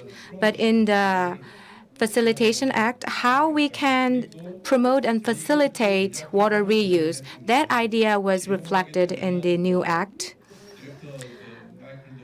As Director Michael said, when it comes to water reuse, membrane technology and reverse osmosis methods are used, and they consume quite a lot of energy. So when you reuse energy, so we need to run a energy independent project. So sludge and methane from wastewater treatment facilities, we provide them to the RO and membrane technology used facilities.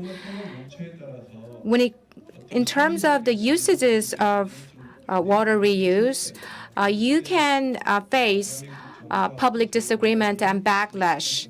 So we conducted a project of using reused water for industrial purposes.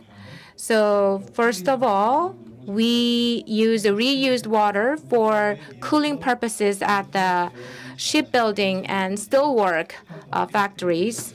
And also we provided reclaimed water for cooling purposes in manufacturing panels at Samsung plants. So we didn't use reclaimed water for direct potable use. We just started using it in the industry first. So much talked about already about reuse of water. But when you set rigid standards about the usages of reclaimed water, it presents a lot of limitations in terms of flexibility. So I think we need to be more flexible in terms of using reclaimed water. And also, as Professor Michael talked about a selective concept of discharged water, and my question about Singapore's case is, in your presentation, there was a slide about R&D challenges. As Professor Park mentioned, carbon neutrality is directly related to energy consumption. In Singapore, new water desalination project, many projects have been carried out in Singapore. So what are the core tasks in these projects, new water or desalination project? What are the core tasks? Thank you. First and foremost, Professor Choi, I agree with your views and also those mentioned by Professor Michael as well as Professor Kim. I think I always start with a simple response in the sense that I think whatever we do in PUB is first and foremost to advance our mission. We have to ensure that we have a supply of good water. We have to make sure that we reclaim used water, tame the storm water, and contain the rising seas. Because in Singapore, water is an existential challenge. We are a small city-state. We don't have natural resources. And we depend in our early days on water supply from our neighbors. So whatever we do, we have to be mindful that we got to ensure that Singapore don't go thirsty. I fully recognize the question that you mentioned, the comment that you made about membranes as well as RO. Yes, they are very energy intensive, but I think we at PUB, we recognize that. So every day we endeavor to find ways to do it more sustainably in terms of energy, in terms of waste generation, and that's important to us. So we identify these challenges, we work with the industry, we know that we can't do it alone, and then from there we distill a roadmap, we work hard, we invest heavily in it to make sure that we get to the targets and the solutions. Therefore, I think we have invested a lot in technology. We have invested almost $750 million Singapore dollars, and we will continue to do so. We will continue to expand in this. And one of the key things that I would also say is that I fully agree with the comment to engage the public, to engage the industry. It is important. In Singapore, we are fortunate, I think, through the efforts of education, publicity, and commitment by the government. Our population has accepted new water as a source of supply. The people of Singapore also recognize that it is something that they can lean upon as a sustainable water supply. But we don't take it for granted. We have many things that we put in place, be it technology security, independent audits, rules, governance, operations requirement to make sure that it is safe and secure. Thank you. Thank you. 최 교수님 뭐 추가 Professor Che, do you have additional question? Yes, I do. In Singapore, each country has different rules and regulations, and these rules and regulations have two aspects. First, regulation and control, especially when it comes to water reuse. There should be incentives for participation of citizens and industries. In Korea,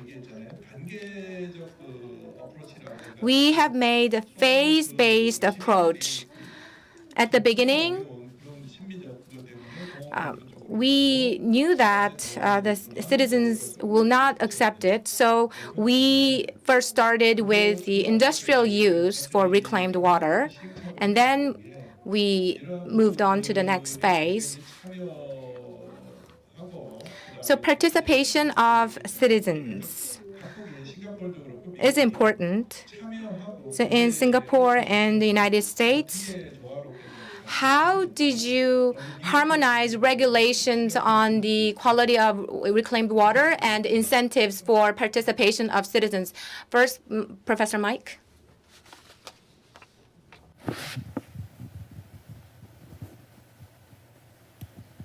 Well, that's a very good question. How do you harmonize the public and the stakeholders with regulation?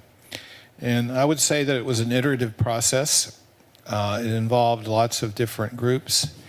The Title 22, which was a landmark decision, was actually legislated by the California legislature. There was some disagreement between the public health authorities who didn't want any reclamation because they were worried about cross connections and so forth, and the need for reclaimed water.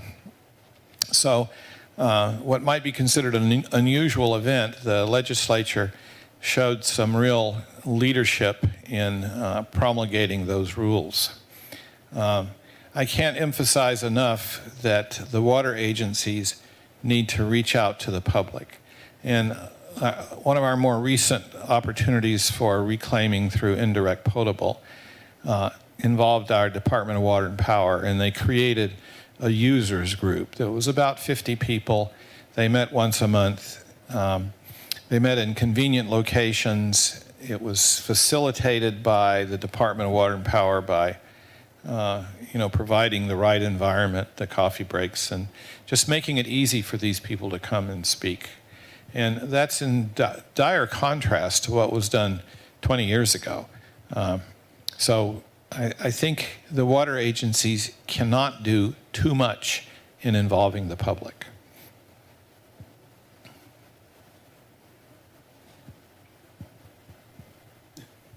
The Singapore mic. Thank you. It's a very important question, and I fully agree with Professor Michael. Maybe allow me to add that I think today Singapore's new water is primarily supplied for non-domestic sectors and commercial buildings for non-potable use. And I, without repeating myself, it is important for us to engage the public and the industries in the acceptance of new water. But I also want to add a few things in regards to the question about incentive. I think in Singapore, new water is priced competitively. It is lower than the first tier of pricing for potable water. This helps to encourage companies in the non-domestic sector to take up new water for direct non-potable use where it is needed for their industrial purposes. Additionally, we also incentivize companies through a water efficiency fund where companies can try out efficient and innovative way to manage their water demand. And this will cover exploratory, actual implementation, and co-funding of projects. So these projects encourages the recycling and the use of alternate sources of supply, such as new water, to help meet a higher level of water savings. So I think that would maybe give you a flavor on the incentives that we have. But I also want to add that in order for us to produce new water at a large scale, we also put a lot of effort in regulation and the penalties. The opposite to incentives is penalties in enforcing the safe discharge into the wastewater system. So it is important that we protect our new water by ensuring the safe discharge of wastewater and its content into the wastewater system. So I just wanted to show that there is a balance between the two. Thank you. Thank you. Thank you. 자, You've been waiting for so long. Water Recycle Department Director, Mr. Kim Jae-kyung, is going to talk about rainwater LID, which where Seoul City is very good at. And if you also have a question, you can raise question. I'm Kim Jae-kyung, Director of Water Resource Management Division at Seoul Metropolitan Government. I would like to thank Professor Stanstrom and my Director To for your excellent presentation. For water cycle restoration, the Seoul Metropolitan Government has made a lot of efforts with many projects. To restore water cycle, we have invested a lot of efforts, and we enacted a rainwater management ordinance. And in 2014, we expanded that ordinance into Seoul City rules on water cycle. And in 2017, we established rainwater management initiatives. Under these initiatives, we are implementing many projects.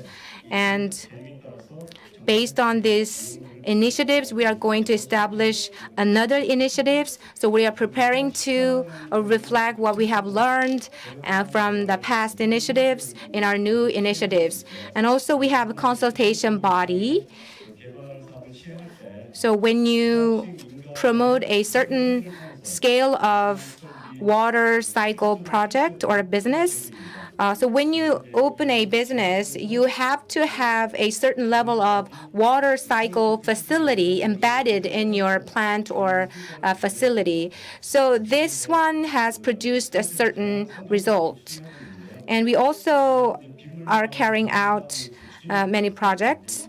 So we have been carrying out water collection and water management projects. We have established water management facilities. Since the zone was quite wide, so the result and effects of these facilities were not really felt by people living there. So we not only using rainwater, but also the underground water and also gray water. So we use all these types of water so that we also applied information technology. That way, the benefits of using all this type of water can be felt by citizens. And let me now talk about the runoff of underground water. About 190,000 tons are being produced from underground areas, and about 60,000 tons out of them are being dumped into storage system. So when it goes to the storage system, the relevant entities have to pay for the treatment, so that the income is used for other useful purposes. So we are trying to best utilize the runoff of underground water as best as possible. Recently, there is an apartment complex with 9,500 households, and from this complex, there's a lot of underground water being produced, but it is being dumped. It's such a waste. So we are trying to guide that underground water to go to the nearby Tan stream. That way we can utilize that underground water. And we will expand this type of project to other areas. And we are trying to apply LID to roads. That way, nature cycle project to be further expanded. And to expand water recycle, we are making much efforts at the forefront of promoting water cycle. Now, let me ask a question. My question goes to Director Ko in Singapore. This is a very simple question. What is the key in establishing strong partnership? And what are the success cases or stories we can refer to? So you are only given 1 minute. Within 1 minute, would you please address these questions? Thank you. I think there are many ways to achieve stronger partnerships. But one of them that we always do is to support and encourage open exchanges, such as this event. So we always want to have open session dialogues with our partners to seek out knowledge and innovative solutions. Thank you. I think I'll do that in less than a minute. Sorry about that. Thank you very much. 오늘 상당히 So I believe that there was a lot of new exchanges today, but thank you once again for deep diving into the subject and effectively running the panel discussion. So thank you once again. 네, 대단히 감사합니다. 네, 도심이 LID 구축을 통한 우수 사례를 보여준 LA, 그리고 또 물의 재이용을 통해서 지리적인 물 부족 요인을 극복한 싱가포르 사례 매우 인상적이었습니다. 세션 너무나 잘 진행이 되었는데요. So LA showed its best practices involving downtown LID, and Singapore overcame its geographical factor for water shortage. Both cases made this session truly impressive. 네, 지속가능한 도시 발전을 위한 효과적인 물순환 전략에 대해서 소중한 의견을 공유해 주신 모든 연사들, 그리고 또 패널 분들께 감사의 말씀을 드리겠습니다. 또 훌륭하게 세션 진행해 주신 좌장님께 감사의 말씀을 드립니다. I'd like to thank the speakers and the panelists for sharing your valuable thoughts on effective water cycle strategies for sustainable urban development. 네, 이렇게 해서 세션 2를 마무리하고요. 다음 세션을 진행하기 전에 잠시 재정비하는 시간을 갖겠습니다. 짧은 5분간의 휴식 시간을 취하고 이후에 바로 세션 2를 시작하도록 하겠습니다. With that, I would like to conclude session 1. In preparation for the next session, we are going to take a 5-minute break, and I'll be back soon. Thank you.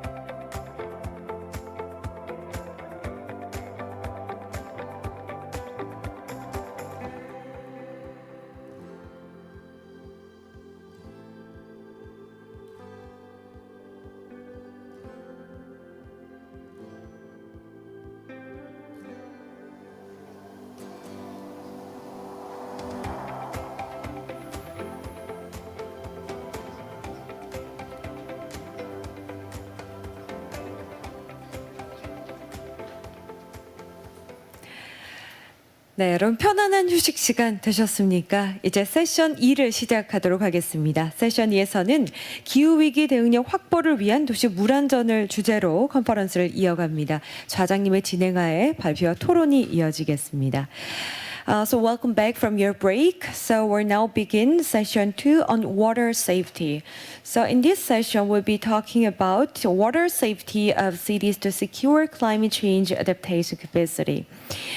Professor 권현한 will lead this session. 네, 세션 2는 세종대학교 권현한 교수님께서 좌장으로 수고를 해주시겠습니다. 좌장님께 마이크를 넘기겠습니다.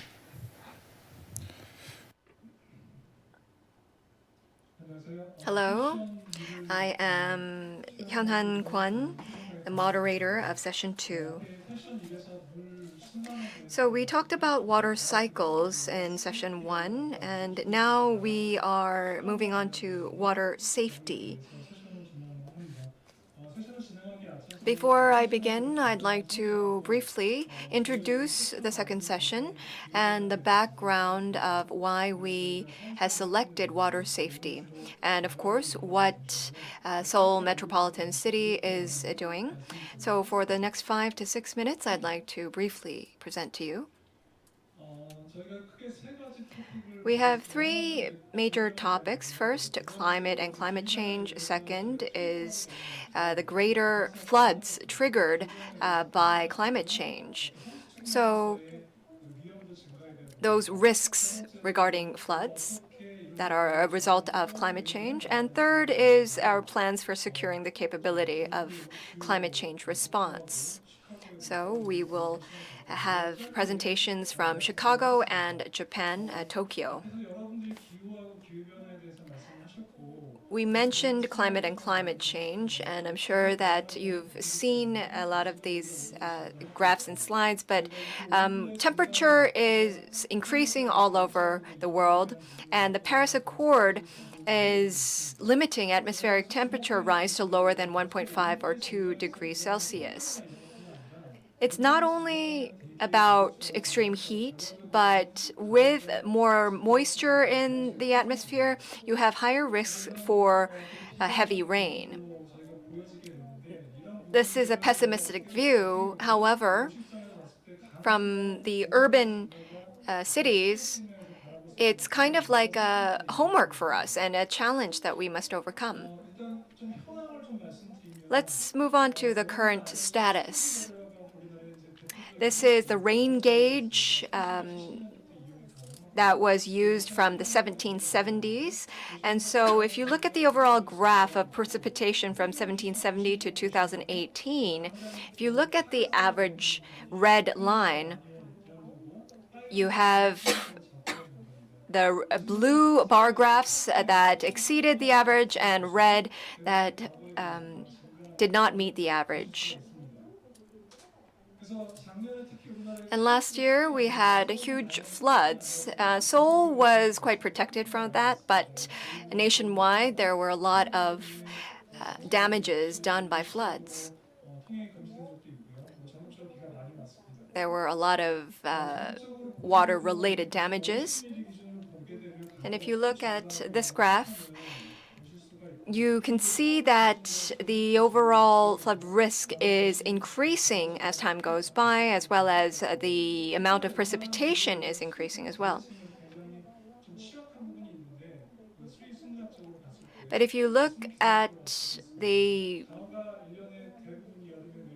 precipitation, we have monsoon season, which is centered around the summer seasons, and then we also have to think about droughts, and we have to worry about lack of rainfall. If we expect about 3 degrees of temperature rise, we'll be able to see 500 millimeters to 520 millimeters. And taking this into account, how should we manage these climate factors? I think that we have to talk about 2 different issues. We'll talk about the infrastructure first. Due to urbanization, there are some negative aspects of water cycles. lack of penetration, and there's a lot of water that comes up to the surface. And that's why we're talking about low impact development and better water cycles. If we cannot address the problem, then we also need to think about the wider climate change response. There's structural and non-structural aspects. First, we need to advance the monitoring of precipitation. And secondly, you have the diagrams here and the pictures here, but also we need to manage systematically the sewage system and build a safer construction site. And lastly, we have to optimize the management and operation. So out of these four, we'll be able to discuss and hear examples from Tokyo side as well.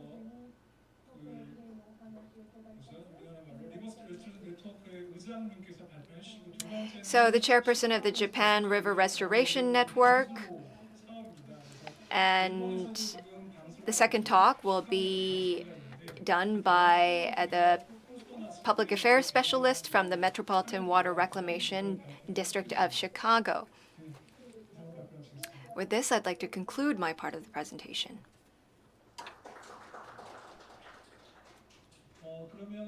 Then I would like to invite, first of all,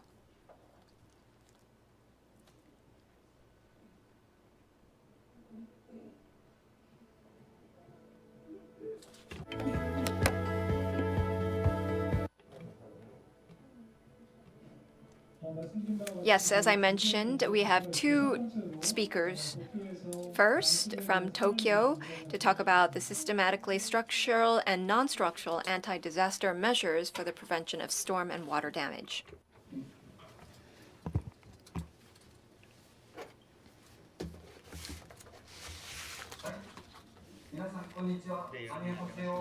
Good afternoon, ladies and gentlemen. I am Tsuya Nobuyuki.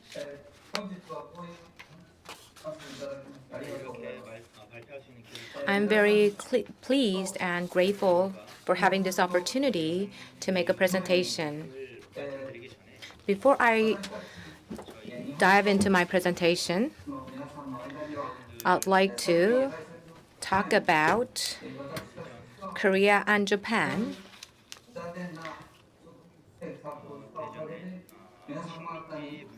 and the relations between the two countries. Due to the colonization, Japan gave a lot of pains and emotional pain and problems to people of Korea, and I would like to apologize to you for that.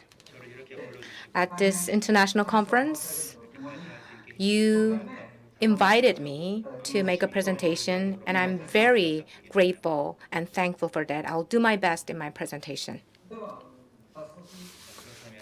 Now, let's move on to my presentation. In Tokyo, we are also experiencing climate change. So how we mitigate water disasters in Tokyo. So let me introduce you our efforts in that regard. This is the map of Tokyo. It is a horizontally spread, especially the district where I live. It is called Seoul District. And this is wide area. I'm indicating the blue area. This is the area where I live. And this area will be submerged without decks or embankments. In this area, there are about 3.3 million citizens living. To the west,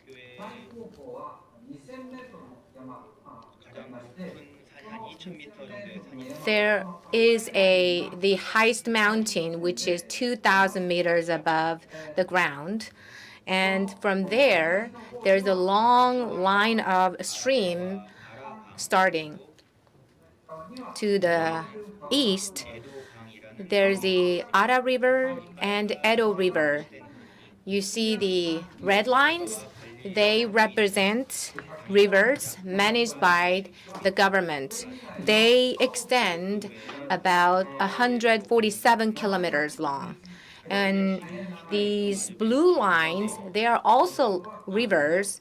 They span about 700 kilometers long, and they are managed by the province of Tokyo. So we have prepared many water disaster prevention measures. So our measures can accommodate 50 milliliters per hour. So to this end, we excavated the stream or river, and also we expanded the width of the stream and river. So far, these efforts were enough. But recently, we see rainfalls which are more than 50 milliliters per hour, sometimes 70 milliliters per hour. Recently, we saw heavy rains of more than 100 milliliters per hour. So to respond to such heavy rains, we adopted a method involving regulating reservoirs. So we are making regulating reservoirs which can store water. So we create reservoirs, and also we create box type regulating reservoirs. So there are two types of reservoirs. On the surface, we create reservoirs. Underground, we make box type reservoirs. This is the box type regulating reservoir in the Meguro River. How can we store water here? On the sides of the stream, there are outlets for taking in water from the stream. When the water level goes up in the river, that flooded water goes into the outlet.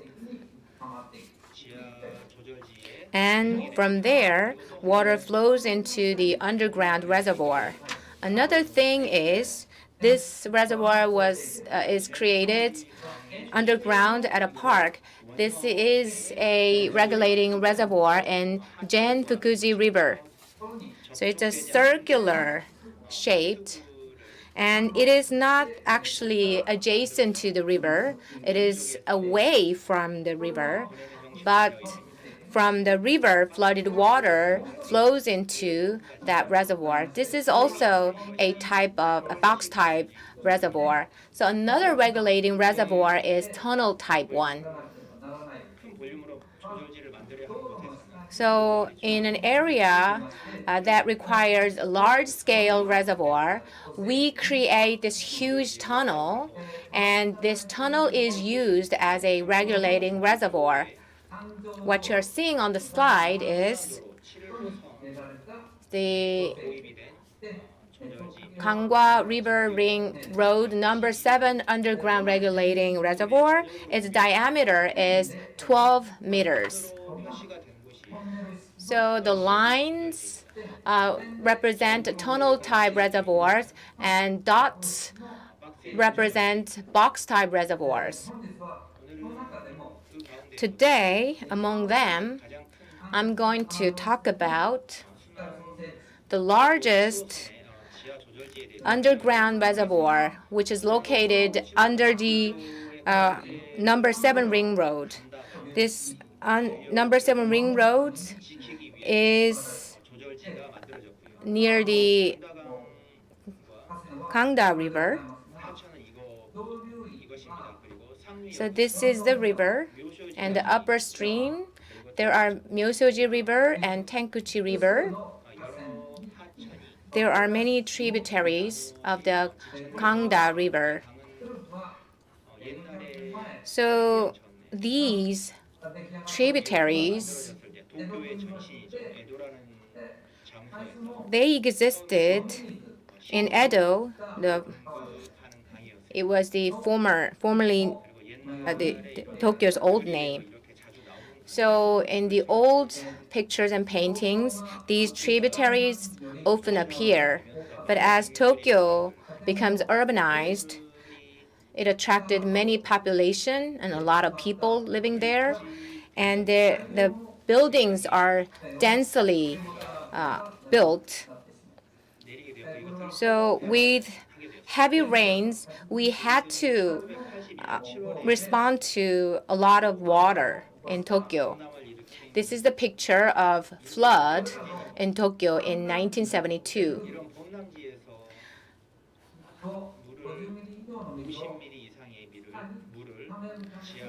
So in order to store 50 milliliters per hour from this flood, so we created a regulating reservoir under the ring road number 7. In reality, intake from the Gangda River and intake from Sensukuji River. So all these waters taken in from these rivers flow into a underground tunnel type reservoir. When water is flooded from the river and it is guided into the tunnel, the flooded water goes through drop shaft. It falls in a spiral way. So we designed it that way. Why it falls in a spiral shape?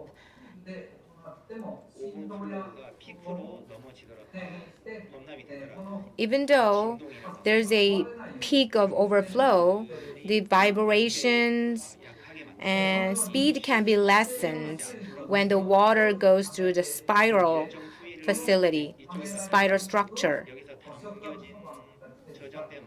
The certain amount of water is stored in the upper part, and the water drops to the bottom. That way, it decreases vibration. And that's why this place is called energy loss pond. And from the energy loss pond, water flows into the underground reservoir under the ring road number 7. The slide shows the picture of the reservoir. So in this reservoir, we can accommodate and store 5.4 million tons of water, and its length is 4.5 meters.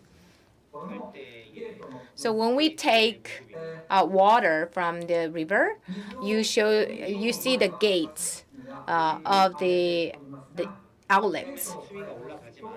The water level goes up, but once the gate opens, the water flows into the outlets. That way, the water level of the stream goes down, ensuring safety in the region. So on the right side, you see the picture of open gate of the outlet. So when there's no rain, citizens are allowed to take a field trip into the facility. So we open this facility to citizens when there's no rain. The height of this tunnel is 12.5 meters. So we had a woman stand up inside the tunnel. So this shows how big the tunnel is. So once the rainfall stops and the peak level will be lessened, so gradually and slowly we flows down the water into the reservoir. But once the water level goes down to the lower level, we brings back water into the stream. So the opening of the outlet is very small, and that small size opening is enough. This is the main pump.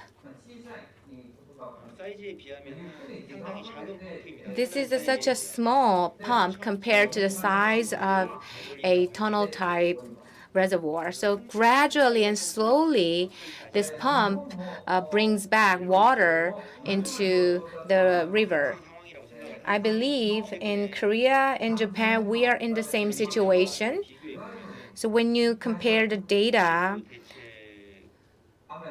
the current data with the data of 30 years ago, so we see that hourly rainfall is increasing. So we see a lot more heavy rains recently. So far, the reservoirs were enough. But now, due to the global warming, we have to expand the capacity of these intake reservoir facilities. So Tokyo has to make such expansion. So we created a regulating reservoir in the Shiraku River. So this river is located in the northern part of Tokyo. So from the Shiraku River, the flooded water goes to both the pipe type reservoir and the box type reservoir. For box type reservoir, 220,000 tons of water can be accommodated. And for tunnel type, it can also accommodate a large amount of water. But still, if rain falls 100 milliliters per hour, still we will have a flood. So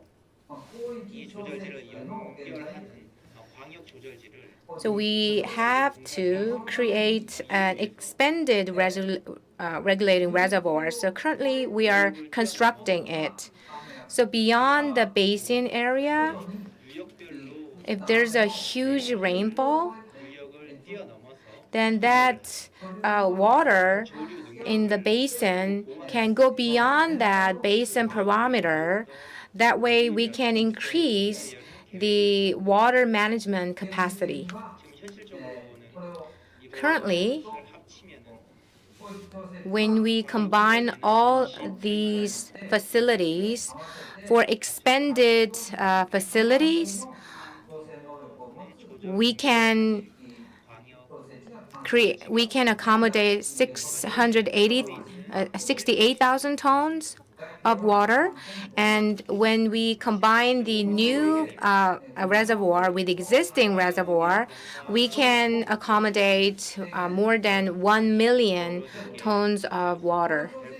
So we expect that this will contribute to the lessening of rising water levels. And new tunnel type reservoirs are being constructed deep underground. So that construction is underway right now.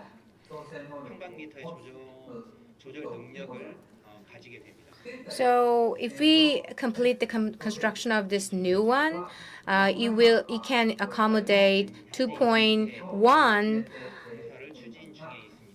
square meters of water. And also, we will increase more box-type reservoirs. So currently, with the planned reservoirs and everything, our target is to accommodate a total of 3.6 million milliliters of water. 3.6 million tons of water. That way, we want to reduce the flood damages, and with these efforts, we already have seen the decrease in water flood damages. Global warming and typhoons and storms. So we have to create a safe city from these natural phenomena. And so we are trying to create the hill town.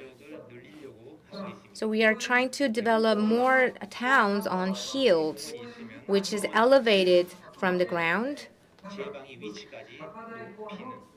And for parks in those areas, we are building embankments on higher places. And also, we are trying to create towns on hills. That way, these towns can be safe havens for people from floods. And we enacted the Basin Flood Control Act. In the upper stream, we build dams, and in the midstream, we use retention basins, and in the downstream areas, we have catchment facilities. So we don't just focus on one area of the river. So throughout the river, we trying to increase safety, and that is reflected in the Basin Flood Control Act. And there is a high-risk area, and we move facilities from high-risk areas to low-risk areas. So basically, we established the optimum relocation plan. So even by changing the places where people live, we are trying to ensure safety. This might be a complex explanation, but still, thank you very much for your attention.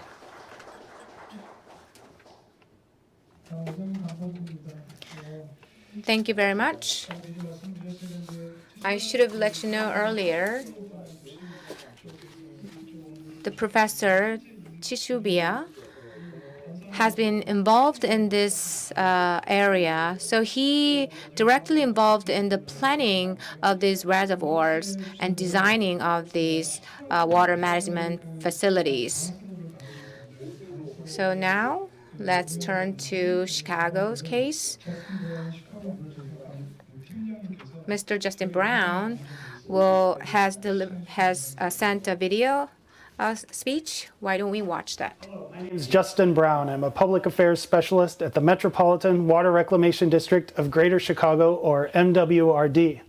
The MWRD is a government agency responsible for treating wastewater and managing stormwater for the Chicago region in the United States. I'm going to talk to you today about our Tunnel and Reservoir Plan, or TARP, also known as the Deep Tunnel.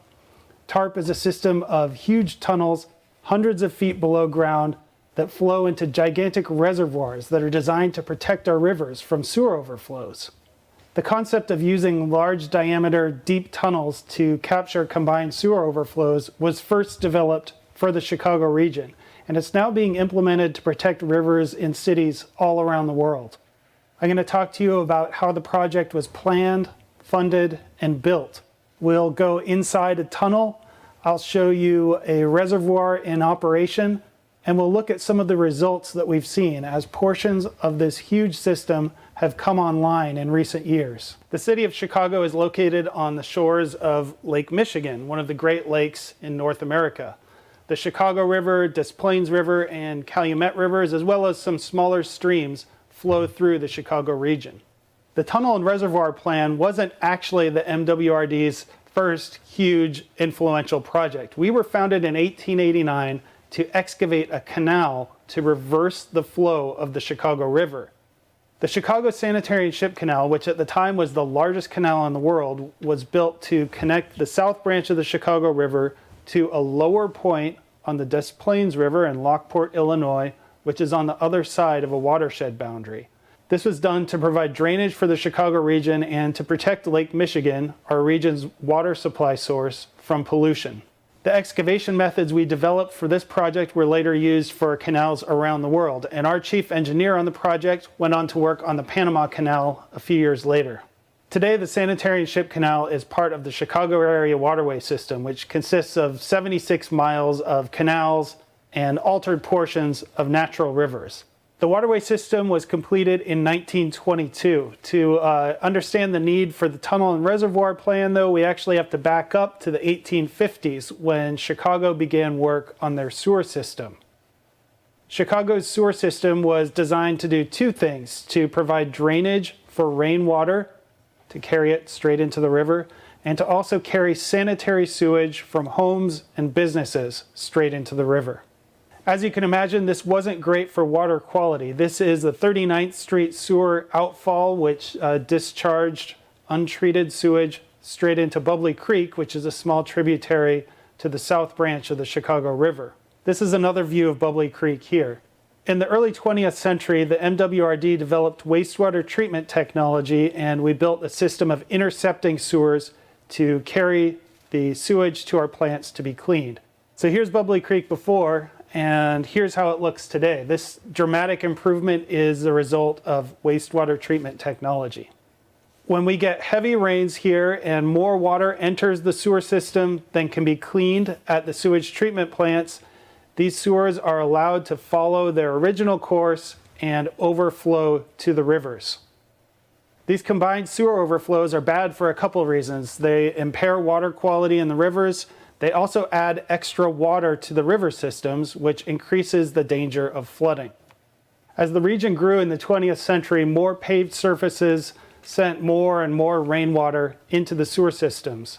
By the 1950s, we were seeing combined sewer overflows about 100 days a year on average in Chicago and surrounding communities. In 1967, a flood control coordinating committee was formed to look at ways to address this problem of combined sewer overflows. The Flood Control Coordinating Committee consisted of the MWRD, the City of Chicago, our county, Cook County, and the state of Illinois. The Flood Control Coordinating Committee considered over 50 alternatives and selected what would become TARP as the most feasible, cost-effective plan with the most benefits and the fewest negative impacts. It's interesting to look at some of the alternatives that they considered. For example, one option had us shutting down all of our sewage treatment plants and sending the Chicago region's untreated wastewater to downstate Illinois to be dealt with there. Another proposal had a series of lagoons along the shore of Lake Michigan. They also, of course, looked at putting in a separate sewer system with a separate set of pipes for sanitary sewage and stormwater. And that option was determined to be too expensive and too disruptive to communities. Additionally, since a separate sewer system would still be sending rainwater into the waterways, it wouldn't provide the flood mitigation benefits that they were looking for from the project. In 1972, the MWRD officially adopted TARP as our area's plan to address combined sewer overflows. The plan called for a system of large diameter deep tunnels to capture sewer overflow water and carry it to huge reservoirs for storage. After the storm passed, the water would be pumped back out of the system to our treatment plants to be cleaned. This was a new concept at the time. Nothing like this had ever been built, so there were initially some challenges in sorting out how the federal partner funding would work for the project. The federal government ended up determining that the tunnels would primarily have water quality benefits and could receive funding under the Clean Water Act. This is because computer simulations of the system in operation showed that the tunnels would capture the more concentrated first flush of water from the sewer system and would end up reducing the overall pollution released by about 85%. So that's just the tunnels alone there. Meanwhile, the reservoirs were determined to primarily have flood mitigation benefits, and so they could receive funding under the U.S. Army Corps of Engineers. So because of the way the federal funding worked out, the project ended up getting broken up into two phases, phase 1, tunnels, and phase 2, reservoirs, even though it was originally planned as just one big system, and that's how it operates today. TARP serves a 352 square mile area with 3.75 million people living in it. The system protects 1.5 million structures from flooding in Chicago and surrounding communities. It has 4 tunnel systems that follow the course of the rivers that they protect. The tunnels are connected to the sewer system by drop shafts, which catch the overflow before it reaches the rivers. Drop shafts are pretty much just deep holes that allow the water to fall down to the level of the tunnels. They're divided in half, so water goes down one side and air can escape out the other side. And that's important because we don't want air to get trapped in the tunnel system.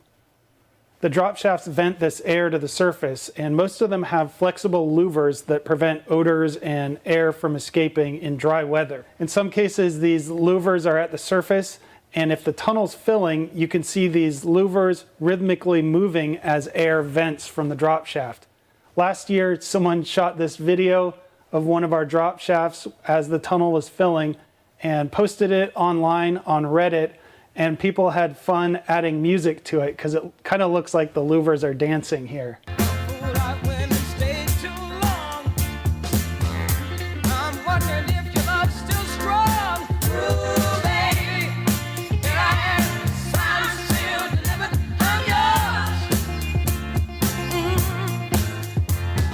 The 110 miles of tunnels have a combined capacity of 2.4 billion gallons and flow to 3 huge reservoirs. Majewski Reservoir is near O'Hare Airport and has a capacity of 300 million gallons. Thornton Reservoir was completed in 2015. It has a capacity of 4.8 billion gallons for TARP and also additional capacity to relieve overbank flooding on nearby Thorn Creek. So its total volume is 7.9 billion gallons. McCook Reservoir is being completed in 2 stages. The first half has been in operation since 2017 and has a capacity of 3.5 billion gallons. When complete, McCook will have a capacity of 10 billion gallons and will be about a mile long. Water is pumped out of the TARP system and 2 treatment plants to be cleaned by huge pumping stations. Excavation began on the tunnels in 1975. We used tunnel boring machines, which were new technology at the time, to excavate the longer stretches of tunnel. These machines were first used at scale on TARP. They're much more efficient than previous methods of tunneling through rock, and they allowed us to continually excavate as rock was removed out the back of the machine. All right, I'm going to take you on a little tour of some tunnels now. As a public affairs specialist, when I go into the tunnels, one of my job duties is to shoot photos and videos. So I'm going there to do that usually. To get into the tunnels, they lower us by a crane in a cage down an access shaft. An access shaft is basically just a really deep hole in the ground. In this case, we're going about 300 feet down into the Des Plaines connecting tunnel. This particular time I put my phone on the floor of the cage to get this view looking down, which I thought was pretty cool. Today we're going to be visiting some construction areas, not live tunnels. The TARP system was planned so that as portions of it were completed, they could be put into operation. So the tunnels have been in operation beginning in 1981, and then all of them were completed in 2006. So the tunnels are all in operation. These connecting tunnels were being built to connect the existing tunnel systems in operation to the reservoirs which were being completed. So you can imagine what it feels like. It's about 55 degrees year-round. So if you come here in the summer, you have to remember to bring a sweatshirt or something to keep warm when you're in the tunnels. On the flip side, if you come here in the winter, it's very cold in the winter in Chicago, and I've made the mistake of wearing a heavy down coat in the tunnel system, and you can get overheated pretty quick.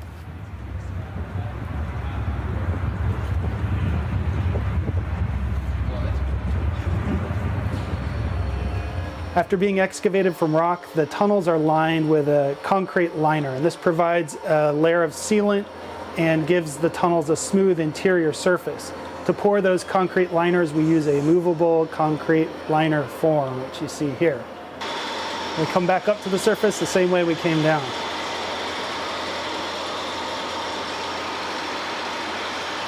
We partner with commercial quarry operators to excavate the large tarp reservoirs, and this is a win-win relationship for us because they know how to dig large amounts of rock out and they have an economic use for it, and we want the hole in the ground when they're done removing the rock.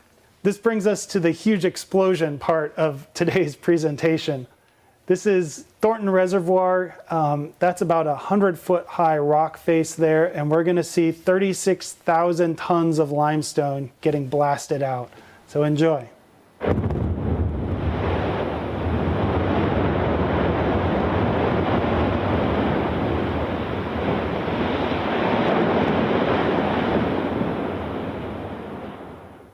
After using explosives to excavate the rock, the quarry operator is loaded into trucks and it's removed to be processed and sold.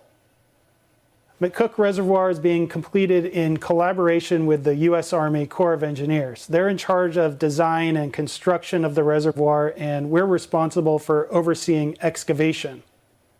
We had a similar agreement for Thornton Reservoir, but due to inadequate federal funding levels and the need to get the reservoir in operation soon, we took the responsibility for design and construction at Thornton Reservoir in addition to the excavation work.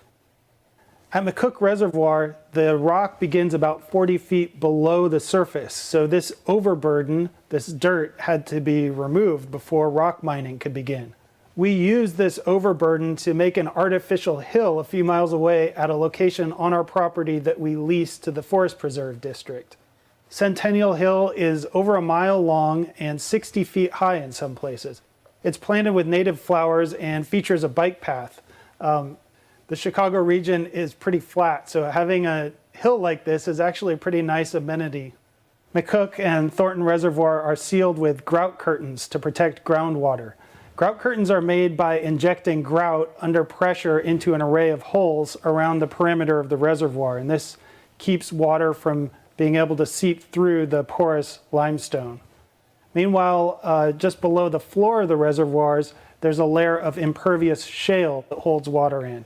So between the shale underneath the reservoir and the grout curtain around it, we're able to keep the water from seeping out of the reservoirs. We also have groundwater monitoring wells that we use to confirm that everything's working as designed.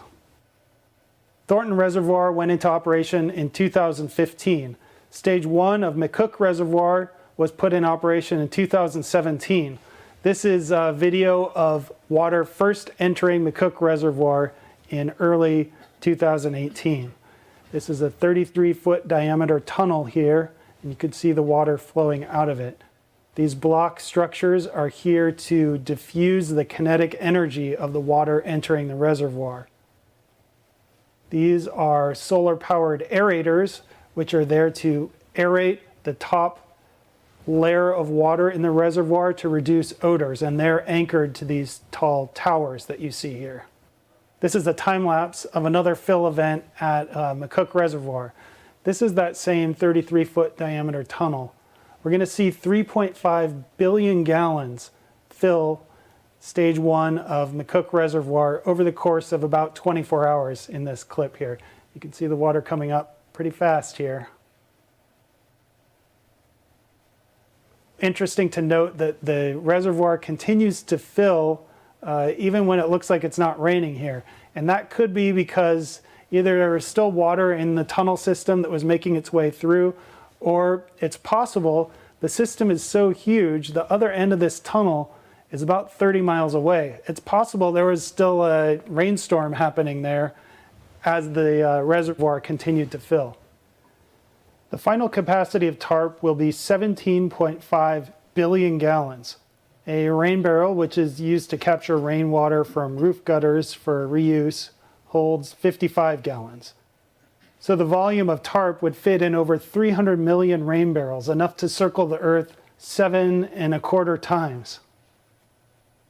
All right, I've been rattling off these gigantic numbers and talking about how huge the system is, but the real question is, does it work?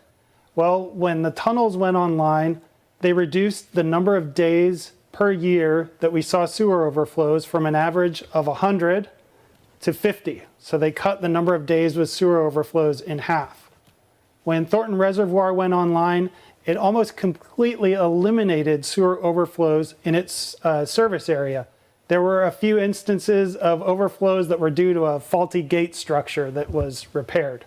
McCook Reservoir is being completed in 2 stages, and since stage 1 went online, it's captured 66 billion gallons of combined sewage that would have otherwise ended up in the rivers. We've been collecting extensive water quality data on our rivers since the early 1970s. So we can look at that water quality data and track improvements as TARP has come online. The Chicago River is actually one of the most scientifically studied rivers in the world, thanks to our work. This is one of our field technicians removing a water quality sampling sonde on the main stem of the Chicago River downtown. A lot of our water quality data can be found at our online mapping tool, which you can navigate to through our website, mwrd.org. In addition to looking at the water itself, another way you can assess the health of a river system is by looking at what lives in it. And we've been doing that too since the early 1970s with our biological monitoring program. This is one of our biologists driving an electrofishing boat, and they're sampling fish on the south branch of the Chicago River. The electrofishing boat just stuns some of the fish in the water, and they're brought back to a larger research vessel where the fish are weighed, measured, and identified. Our fish data really illustrates how much things have improved in our rivers. For example, at one location on the North Shore Channel in the early 1970s, we would fish there for an hour and we'd catch 5 fish. That's it, 5 fish.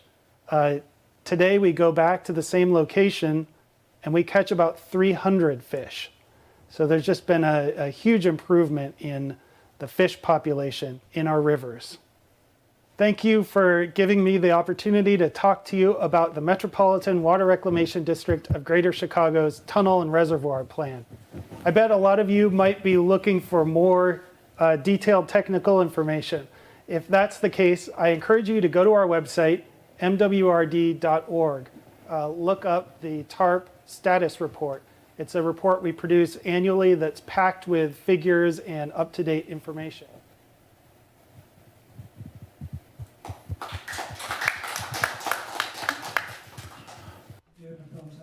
Thank you very much for the presentation. And now we will move on to the panel discussion. So you've probably seen from the presentations, and the characteristics are different for the 2 projects, but you see that the ultimate goal is the same. Before we move on to the panel discussion, I'd like to introduce our panelists. On my left, Mr. Yoon Kang-seok, Director of the Korea Institute of Civil Engineering and Building Technology. And he looks into flooding and flooding prevention and control. And next to him, you have Professor Kim Tae-woong from Hanyang University. He also is looking into various different research on water resources and facilities. Last but not least, Director Son Kyung-chul of Water and Disaster Management Division at the Seoul Metropolitan Government. We're limited on time, so please limit your answers to about 4 minutes per question. So first, to Director Yoon Kang-seok. We had 2 case studies. And for the past 20 years, we have been talking about these areas. Some have proceeded, some are still pending. But what are some aspects that we really need to benchmark from our side? Yeah. You can hear me well, right? Thank you for your presentations. So we watched a video, but it was a great presentation. Regarding how to deal with the floods, so two different countries' cases were well presented. Listening to and watching the presentations, what I felt from the perspective of flood prevention is that Tokyo and Chicago are doing the project of constructing reservoirs and waterways. So I think that these two countries, these two cities have clear goals. For Chicago, for water quality and flood prevention, they had to make reservoirs.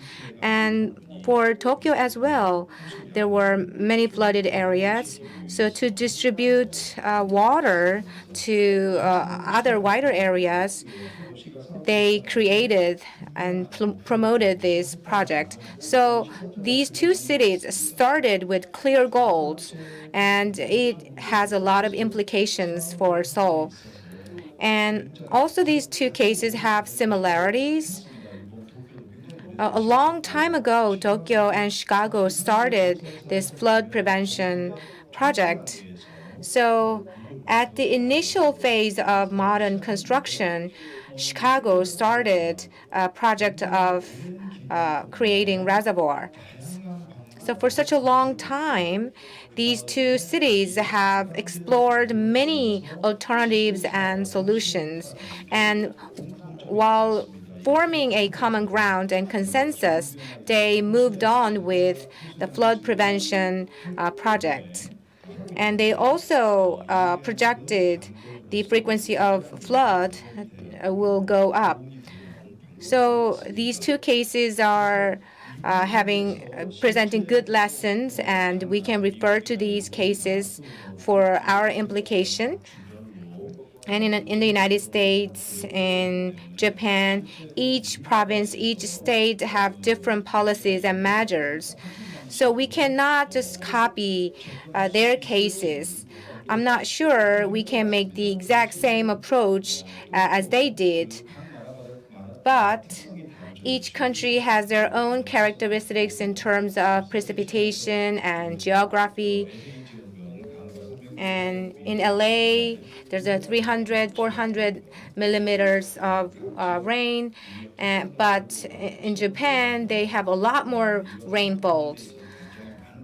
So we need to look into all these different aspects and characteristics when working on those projects.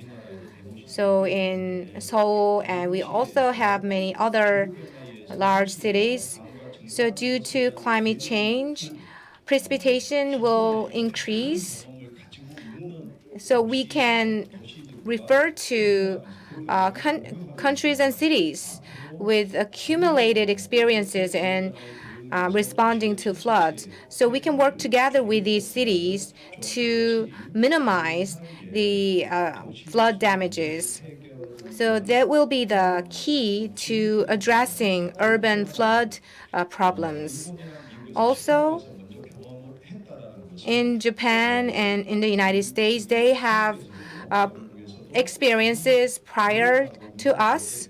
So their experiences can help us maximize the efficiency of the flood prevention projects that we are going to carry out. So we can share our best practices and experiences together. If you have more questions, you can ask questions later. Professor Kim, if you have any questions or comment, please go ahead. As Director Yoon said, Tokyo's underground reservoirs and Chicago's deep tunnels were very impressive. In Seoul, I think we are in similar situations as they did. So we have a director of stream management at the Seoul Metropolitan government. So I'm aware that the Seoul Metropolitan government is also considering the large-scale reservoir construction project. So how far you have gone in that project?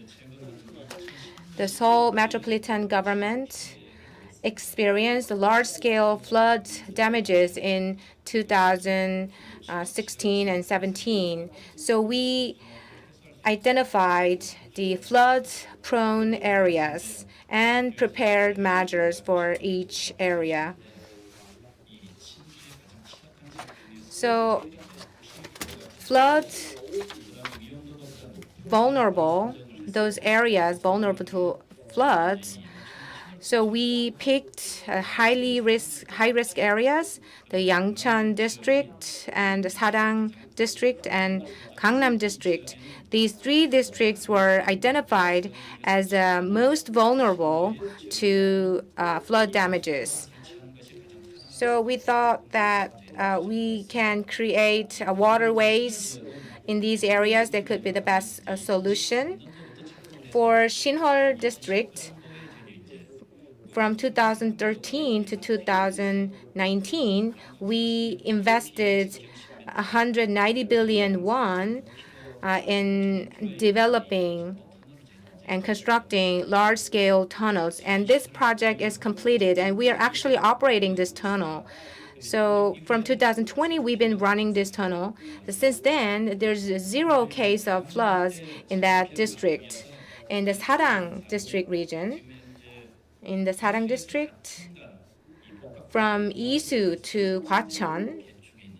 So we are trying to build a complex tunnel there. So we are trying to invest 130 billion won into this project. So 60 meters underground, and these 6.7 diameter. So this tunnel will be created to accommodate rainwater. And we also we are considering the facilities that separate drainage systems to prevent floods. In the Gangnam Station area, we often see floods in this district. So we are trying to create and construct a separation tunnels. So we embarked on the construction in 2017, and next year this project will be completed.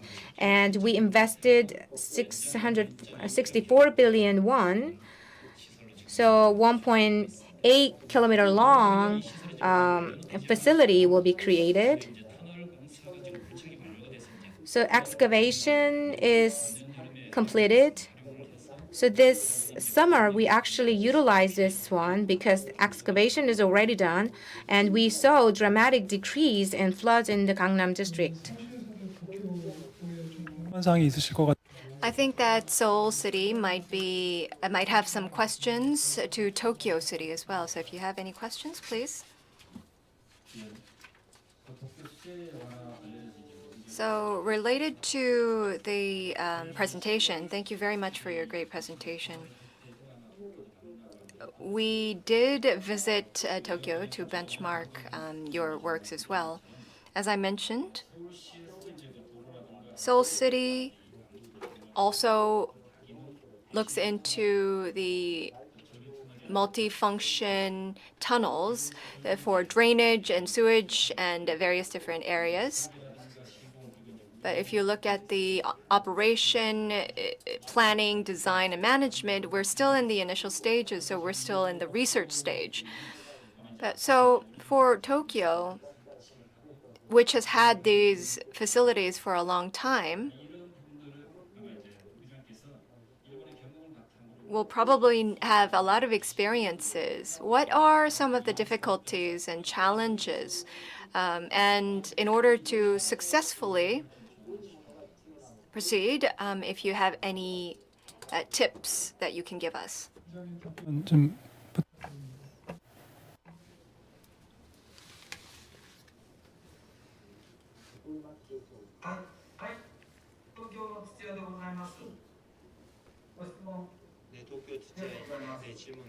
Thank you for the question.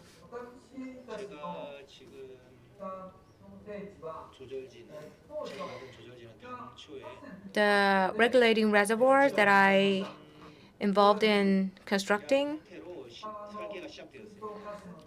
it was designed in relation to the streams. So all the mid to small size streams will be connected to the sea with these tunnels. But it was really large scale projects requiring a lot of investment, so we couldn't get approval from the government.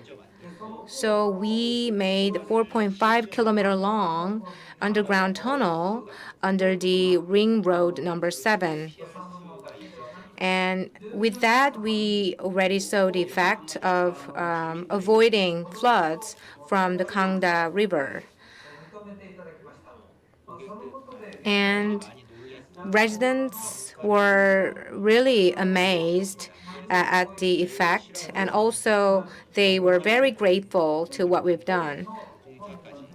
So we extended the construction to other areas. So with a great support from local residents, we could move on with the construction project. So understanding and support from the citizens is the key.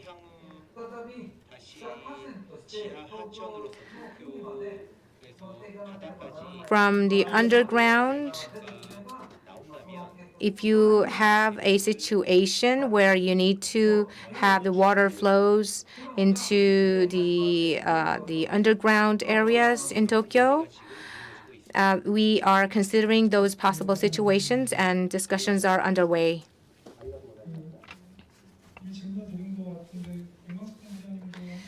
So, Director Yoon, do you have any questions to the Japanese speaker? Would you please take this opportunity to ask questions?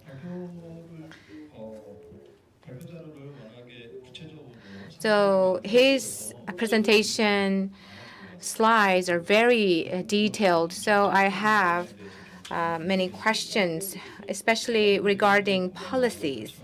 So in your presentation,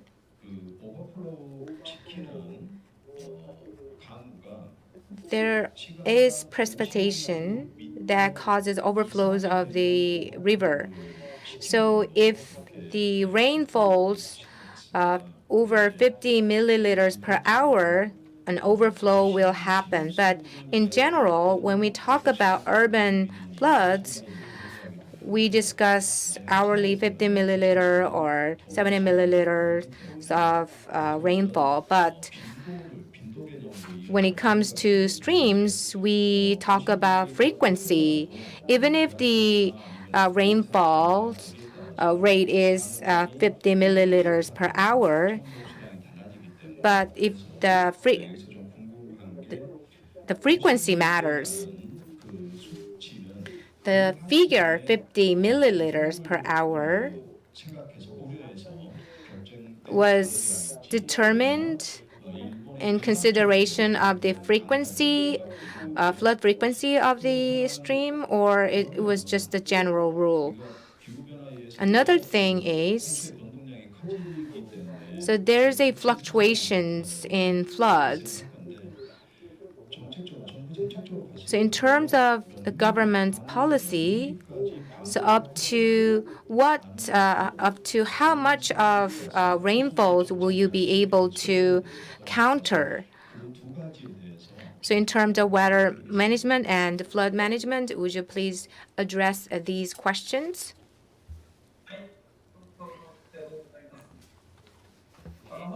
Yes. For the first question, so to what level of precipitation and the frequency will we address the flood prevention measures? When we established the first regulating reservoir, so we thought the flood happens once every 8 years and 10 years. But the first reservoir was completed in 2005. So since then, we've been using this reservoir for about 15 years. So we see 50 milliliters of rain 50 milliliters of rain per hour happens every 2 years, so frequency has increased. So there was one time that the precipitation happens at more than 100 milliliters per hour. So we have to be prepared for such situation because it will happen more often. For streams, 50 milliliters per hour. But if it rains more than that, the underground regulating reservoirs will be solutions to address overflow. The extended and wide area reservoir is completed, we can respond to 72 milliliters of rain per hour.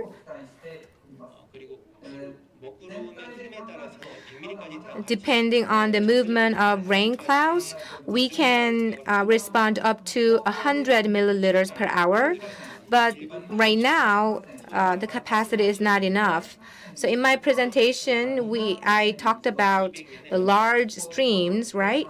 And in these streams, the frequency of flood is once in every 200 years. But recently, the frequency has increased like once every 50 years.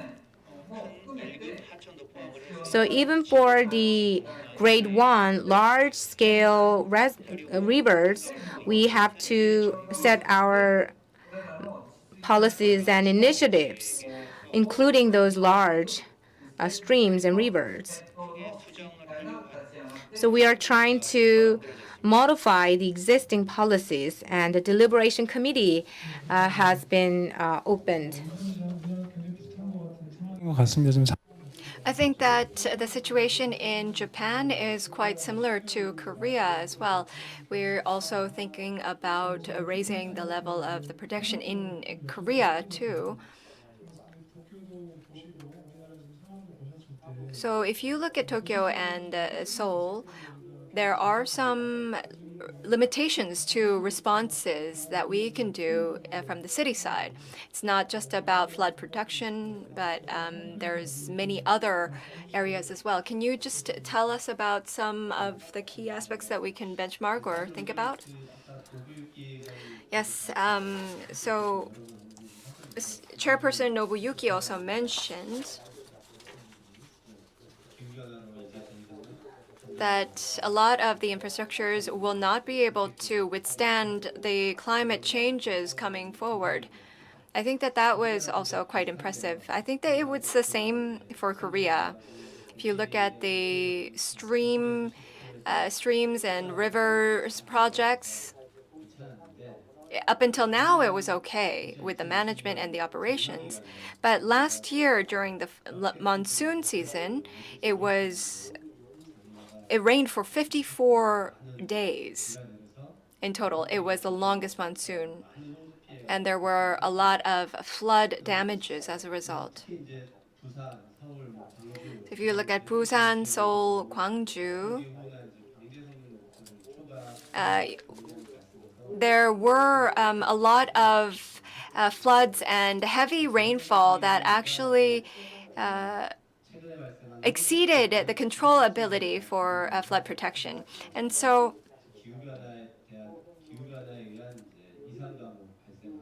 if you think about the extreme rainfalls due to climate change, and with overpopulation of urban areas, with the distortion of water cycles, there's an increased risk of floods. And as a result, we have a higher frequency of flooding. I think it's due time that we really need to think about better protection measures. If you look at the data, we probably have 60 to 70% of focused precipitation in the summer months. For Seoul, in summer, we have seen the precipitation increase annually. So it has been increasing to 40%. And so it's now up to the 950 milliliter level. Recently, in the next 20 to 30 years, there's some research that states that this could actually go up to 1,000 milliliters. We looked at this in the previous session. Seoul City's impermeable surface is up to 50%. So the highest figure is 72% worldwide.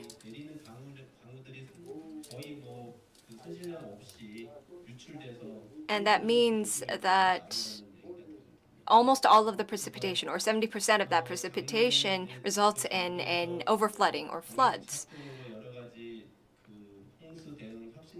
So we gathered together with different government agencies and proposed 5 different strategies for flooding and protection. First is protection of floods. Second is smart technologies. Third, using ICT technology. And in the urban areas, if you look at some of the action plans, they're raising the safety standards and regulations for groundwater and sewage, and expanding the projects for flood protection and damage control. This is all related to extreme rainfall events due to climate change. And these are some response measures from the government in order to respond to that. So we heard about Chicago's case as well as Tokyo's case. I think that it has a lot of implications for us. And we also heard the Seoul Metropolitan Government's case from Director Se-hoon. They could just be temporary fixes. So we need to look into the multifunctional tunnels so that we contemplate and ruminate over the functions and the design once again. Secondly, because of the distortions in the water cycle, we mentioned that there are higher risks of flooding. This prompts the government to think about better flood prevention measures. Under the LID projects, there's quite a lot of limitations in the widespread flood prevention systems that we have. So we need to improve the water circulation structures in and around Seoul. And we also need to liaise with Greenleaf and look into greener construction measures. Through this, we have to strengthen our resilience regarding floods. So this is something that's quite necessary for us to do.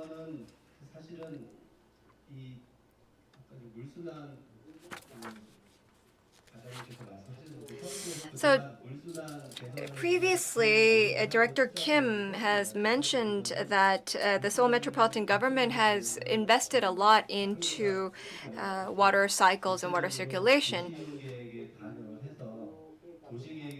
I think that we really need to set it in from the urban planning stage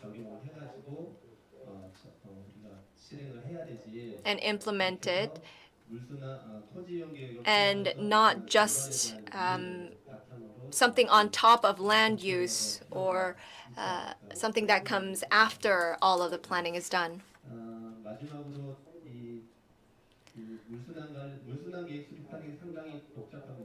Having the water cycle planning is quite complicated because you have a lot of stakeholders, the government, the local government, as well as the public. So you do need to involve all of them, communicate, and come up with the right water cycle plan to raise our response and resilience against major floods. Well, yes, thank you for giving us the roundup of regarding water cycles. We heard a lot from the Seoul Metropolitan government side, but if you have any questions catered towards Seoul Metropolitan government, please go ahead.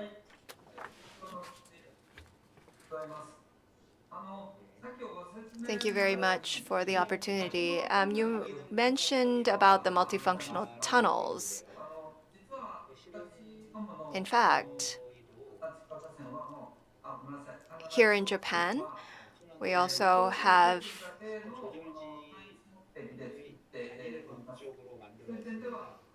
the circulation route number 7 that actually acts in that purpose. But I'm a bit more curious about the multifunctional tunnels that you're mentioning. Yes, please answer. And if you have any questions, Director? Yes, the multifunctional tunnel is something that we're planning here in Seoul. We didn't have a lot of room or these buffer zones to have any flood prevention or control areas or the facilities. So that's why you have some underground walkways and streets and roads. So we wanted to minimize the damage, flood damage, in order to make Sadangdong a bit more resilient to floods. We had promoted the refurbishment project of streets and underground pathways as a civil project and a public project. So these road tunnels as well as the water circulation pathways all work together. And in order to minimize any problems or damages done to the city, that's why we're planning them all together. Thank you. I think it's a very good idea. So this project requires a lot of budgets. I think what you suggested will be very useful. So let me continue to ask questions. Recently, in the southern part of Korea, we see more than 100 milliliters of rain per hour, especially during typhoons. And even in China, we see heavy rains of more than 200 milliliters per hour. As Director Kim said, we see frequent cases of heavy downpour in Japan. So Seoul, after experiencing the heavy rains and floods in 2016 and 17, so we are trying to respond to 30 milliliters per hour of rain. So in this regard, we are working to construct flood prevention facilities. But we often see bigger, heavier rains that exceeds our capacity. So we see that even after completing those flood prevention structures, we'll see bigger rains that the structure cannot accommodate. So is there any extra safety net that you are planning to respond to such situations in Japan, that like the facilities cannot accommodate all the heavy rains?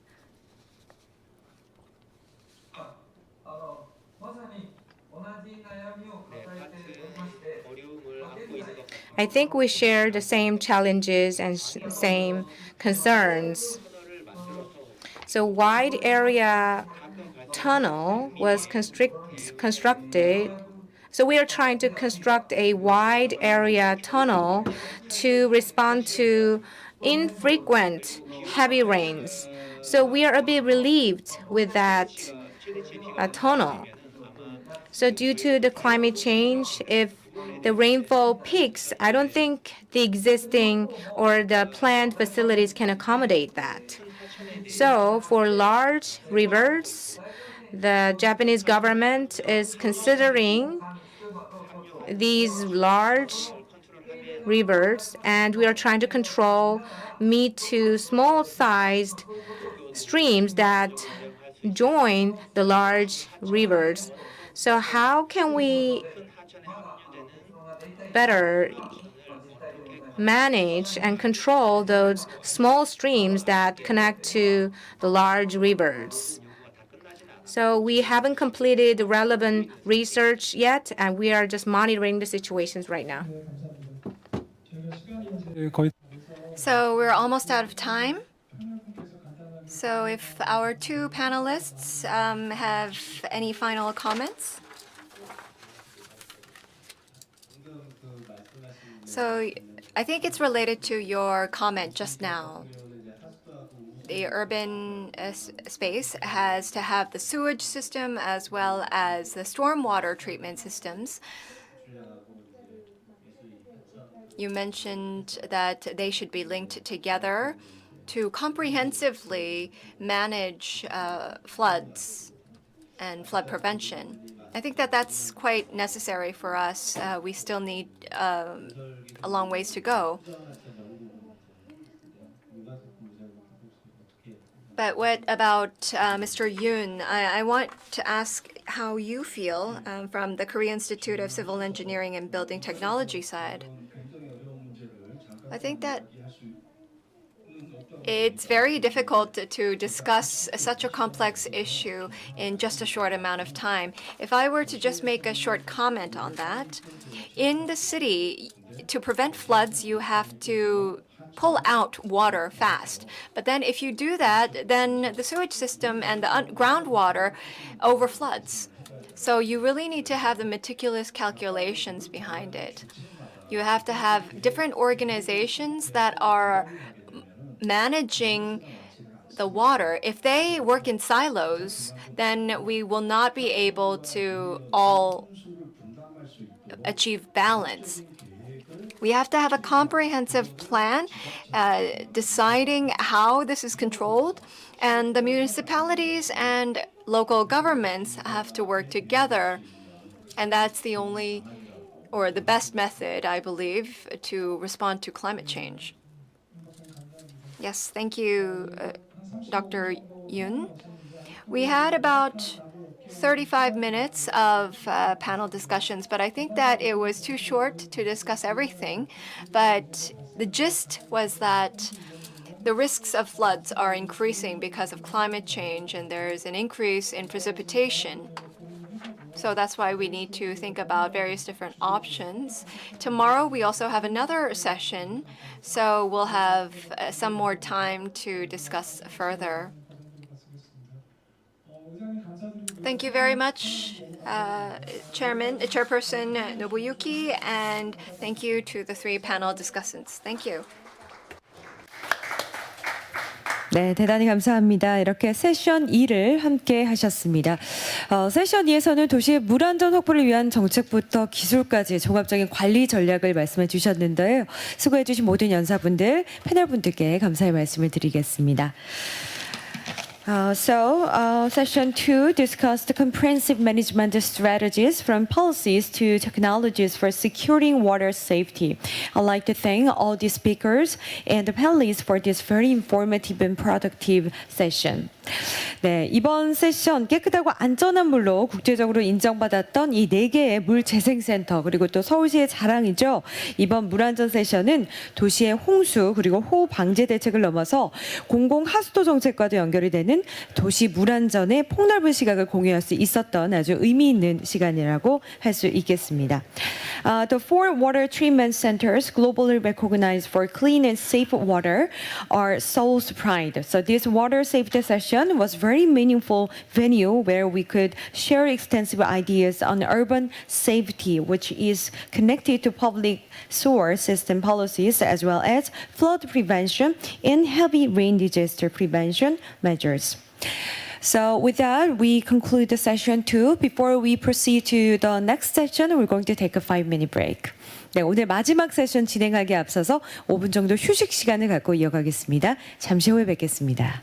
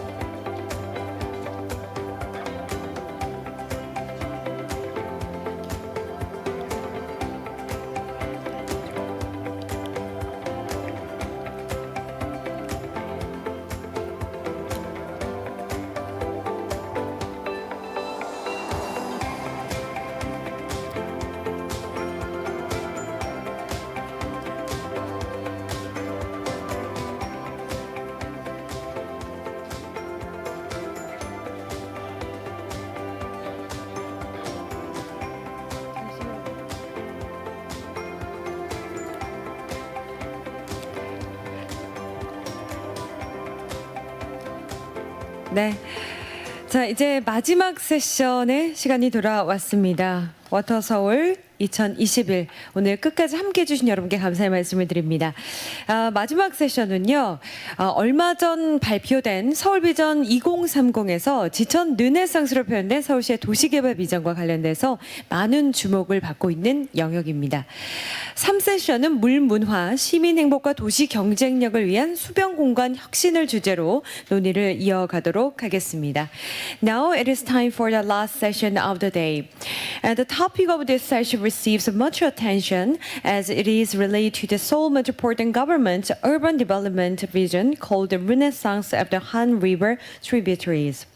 네, 세션 3은 이 서울연구원의 박연찬 선임연구위원께서 좌장을 맡아 수고를 해 주시겠습니다. In the session 3, we're going to engage in discussions under the topic of water culture, innovation of a waterfront to increase happiness of citizens and urban comparativeness. From the Seoul Institute, researcher Park Hyun-chan will lead this session.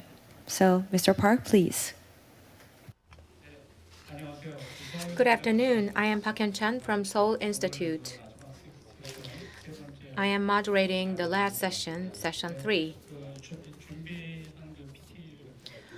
Would you please show the presentation slides that I prepared?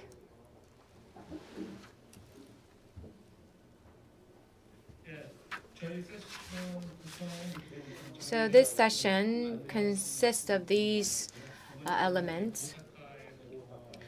We're going to listen to Osaka's experience, and after that, we're going to look into Happen City's case, and also we're going to explore the concept of sponge city.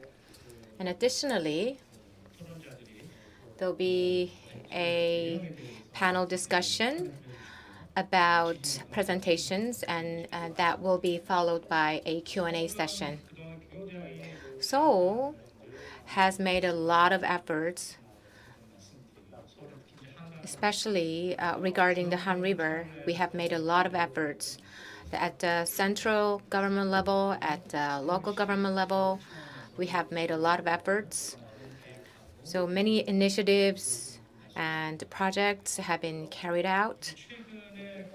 Recently, the urban stream management practices around the world is centered on integrated problem-solving approach. So in this session,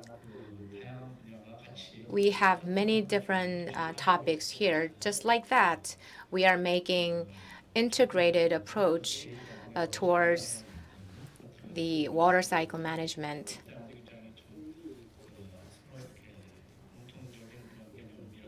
So we need to share the same concepts and ideas on the relevant topics. The Seoul Metropolitan City has streams and Han River. So the city is making an integrated approach to all these streams in consideration of the population and land use and river basins.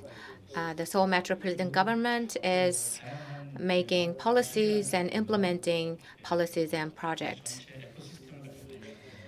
So the city government is managing the ecosystem of the city by reflecting the climate change challenges.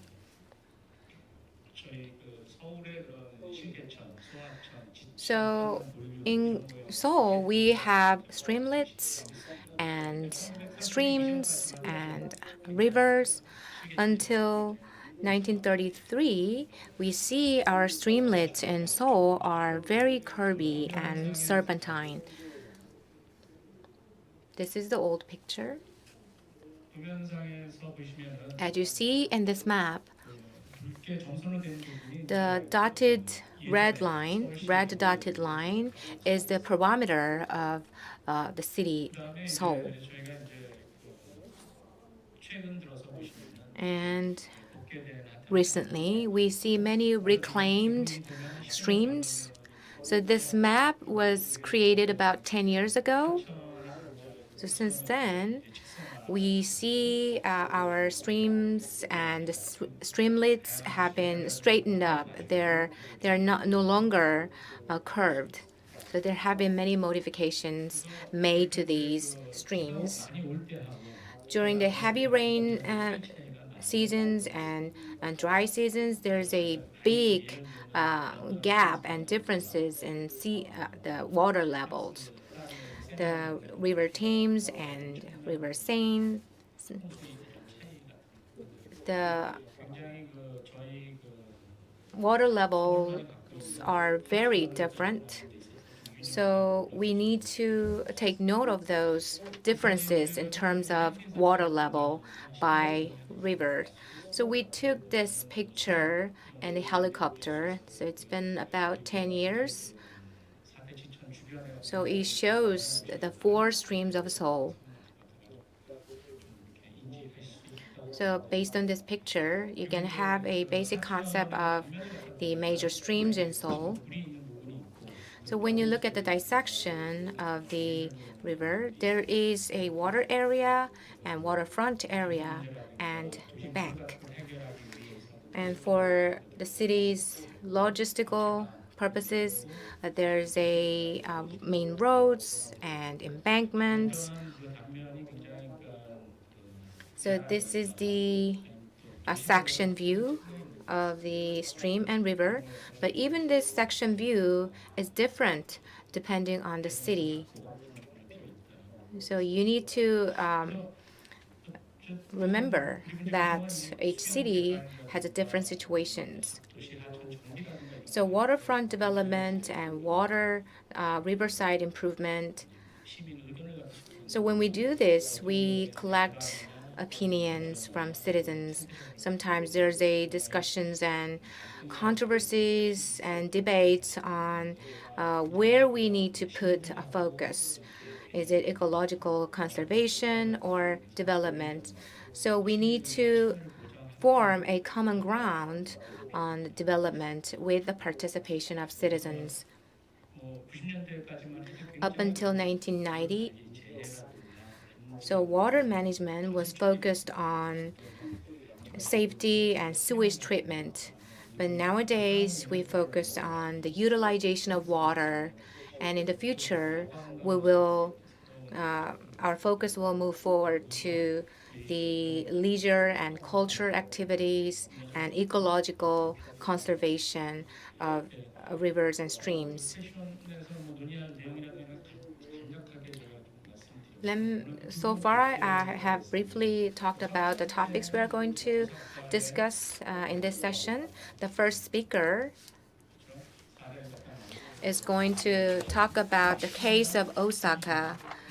So Professor Shinya Hajijime will make a presentation, and second speaker is Professor Jürgen Pitsch, and he is going to present us the case of Happen City development and what was the key issues there, and we can draw some implications from Happen City's case for Seoul's redevelopment plans.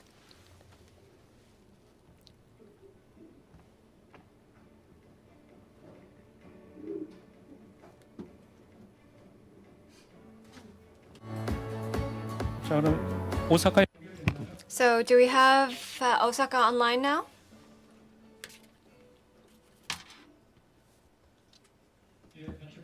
So please start the presentation. Yes, I can hear you very well. Thank you very much.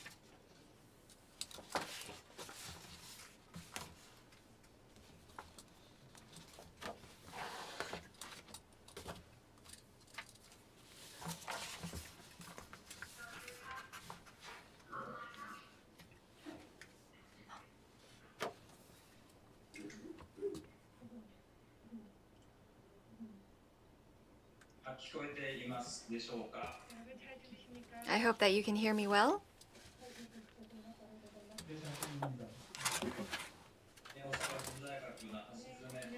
Yes, hello. I am Hashizime from Osaka Prefecture University. Thank you once again for inviting me to Water Seoul 2021. So the waterfront city, water capital city Osaka, is the topic of my presentation. So this is what we're talking about. The water capital is Osaka, and I'd like to talk about the definition as well as history of Osaka, and then the overall structure of Osaka and our vision. So these are the 4 different chapters that I will be going through. First, let's look at the water capital, Osaka. Osaka is actually the center of the Japanese island, and a little bit to the west, and you also have Osaka City. What you can see here is the map of Osaka. I hope that my screen is being shared. Yes, okay. So if you look at the Osaka city, in the center you have multiple streams of rivers. 10% of Osaka's land is covered with streams, and we have the old city, and the historical city is also called the circulation of water. And you have a Dotonbori River, as well as Nakanoshima and Yotobori rivers and streams. You have the water corridor here. And we have started the water corridor project since 2020. Because there is a lot of water-related damage in Osaka, we had the embankments near the ports, and because we have a high population density in the center of the city, we've had a prevention control for damage. We also have various different facilities for that within the city as well. And if you look, it was a region where there were a lot of ships and boats going to and from. Through land, air, and water, we've had a lot of different exchanges.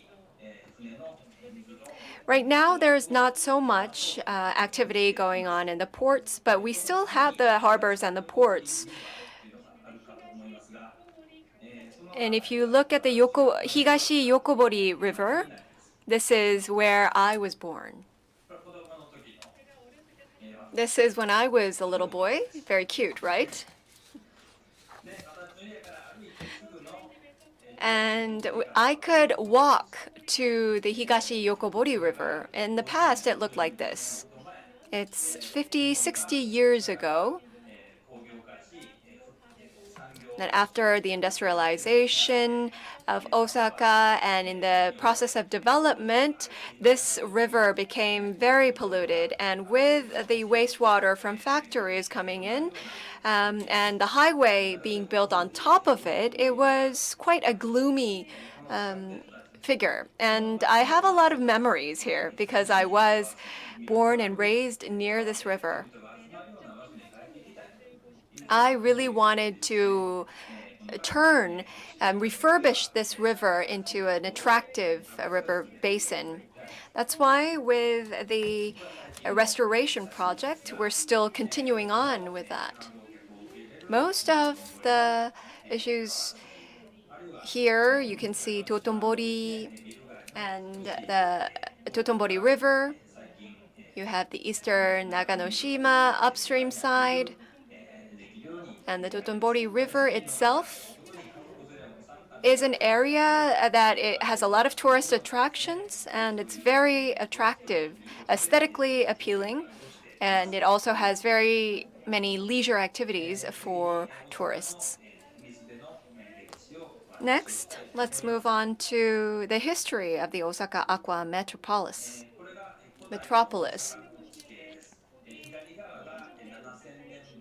This is what it looks 7,000 years ago. On the right-hand side, it's 240 years ago. You can see the Delta region, and that's where the city flourished. In the 7th century is when the cities came in, and it was actually the harbor that connected Korea and China with Japan. And in ancient times, they actually connected to each other through this city. So it's a very historic city, and an ancient city as well. So this is after the 16th century, when the construction of the castle town was completed and the waterways. And you also had the reclaimed land.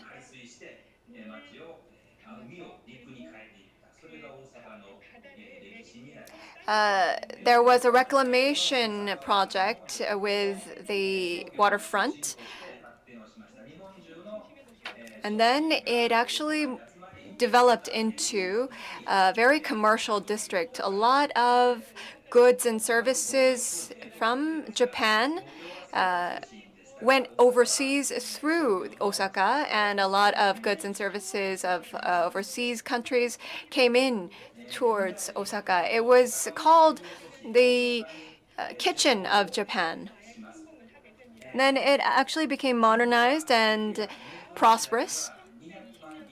After 1920, the population was 2 million. And it was one of the larger cities in Japan. This waterfront and this stream played a very important role at the time.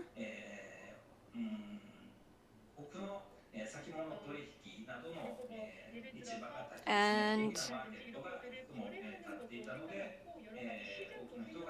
there were a lot of different traditional markets and commercial districts that flourished in this area.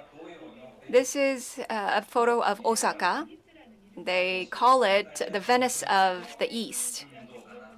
I asked an Italian, and he didn't really know about that name, and he'd never heard of it. But anyhow, we also are called the Paris of the East. If you look at the urban design back then, you can see the waterfront leisure areas. And this lion is a symbolic monument. One of the architects actually saw it in Paris and reenacted it in Osaka. We had a major industrial zone right next to the stream. And in 1920, they even called it the Manchester of the East. And then the Paris of the East and Venice of the East. And also the financial hub was this area. So we actually called it the Manhattan of the East. And centered around the riverfront, we saw the city flourish and develop. Of course, entertainment facilities also came in. If you look at the Dotonbori River,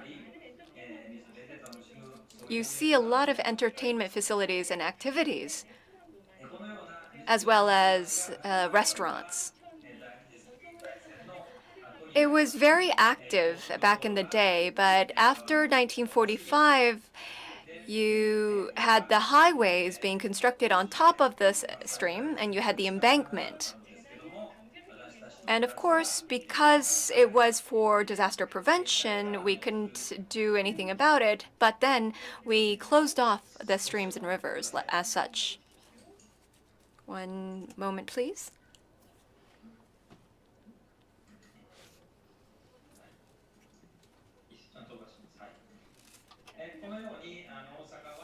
And so skipping over one slide, after World War II, you had the booming period, and we forgot about the stream and river. The past was completely no more, and we only had the center of the city. And all of it was just that land was reclaimed. So there was a lot of movements to restore the streams and rivers. And some people actually said, let's not reclaim that or restore the river. Let's do what we can with whatever we have left of the streams and rivers. So it was the aquafront or the aqua metropolis. And in 2009, we built the Osaka Aqua Metropolis. And that's a turning point in which Osaka really experienced a turnaround. After 2011, there were a lot of different changes. I listed up the different dates regarding the rivers and streams in Osaka. I think this was the time when people started paying attention to the river. There's a lot of interest put into damage control during this time. A lot of the restrictions had been addressed and alleviated since 2011, so a lot of public projects came into play as well. This is now the center of Osaka, the port.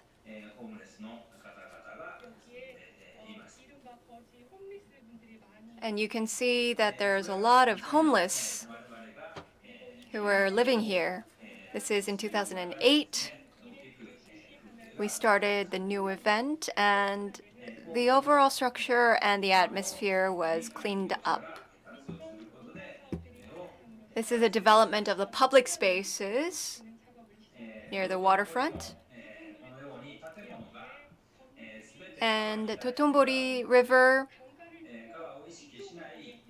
all saw the buildings come in. You had beautiful buildings, but it wasn't as clean. So that's why we had the refurbishment activities. So a lot of tourists came into the Totombori River Walk, and that's why there were refurbishment projects.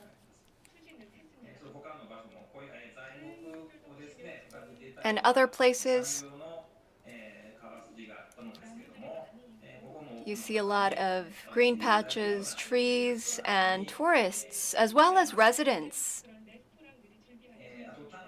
A lot of restaurants came into the area. It's not just an embankment anymore, but you have the representative hotel of Osaka. You can also see people sitting around and enjoying their time near the river.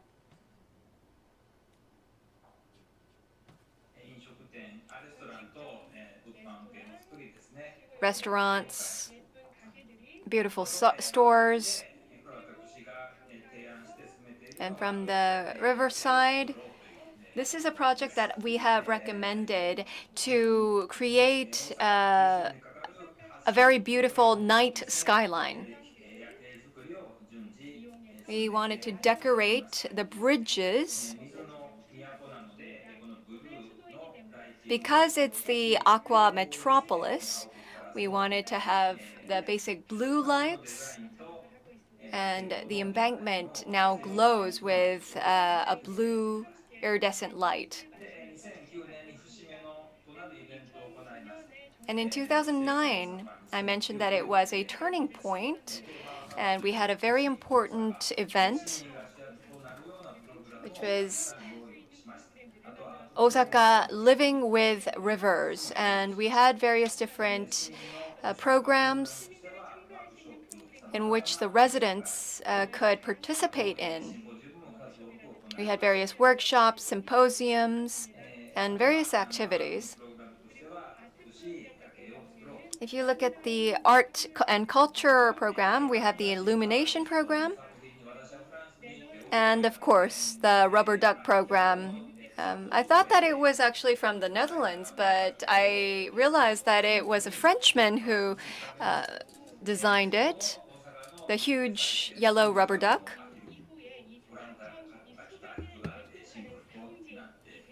And this actually became the symbol of the riverfront here. That was a rubber duck. And we also had the art boat program with artistic boats flowing on the river, even spewing fire.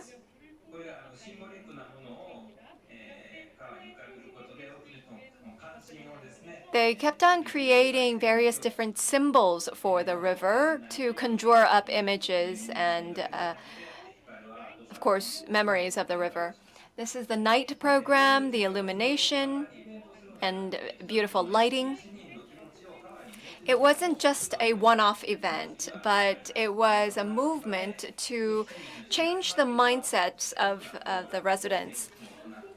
It was another program where people could gather at the boat landing area. Before this, people had just forgotten about the river, but this was a restoration project for the river as well as the riverside. Another one was the cruises held during the cherry blossom season when they are in full bloom. It was a program or a campaign to attract people to the river.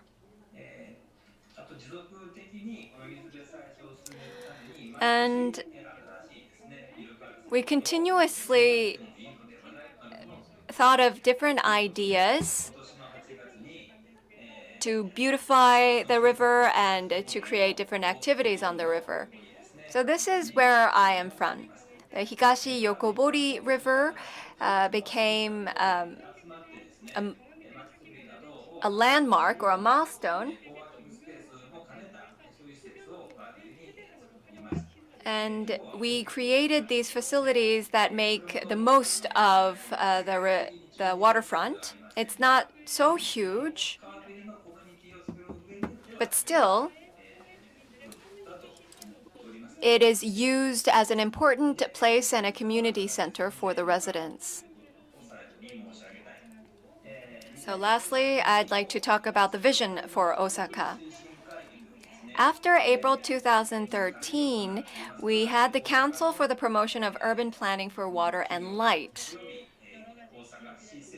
So it had various different companies, municipalities, local government.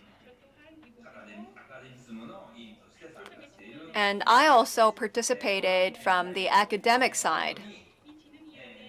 And under this council, we had public and private partners.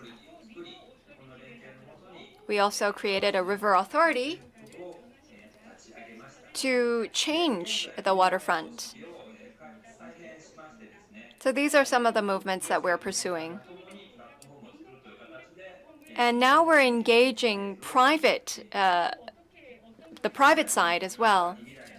So we're still contemplating how to move forward with this.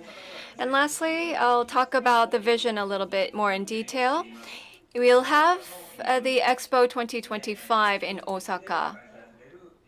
We'll have this at the waterfront of Osaka, and the theme will be Designing Future Society for Our Lives.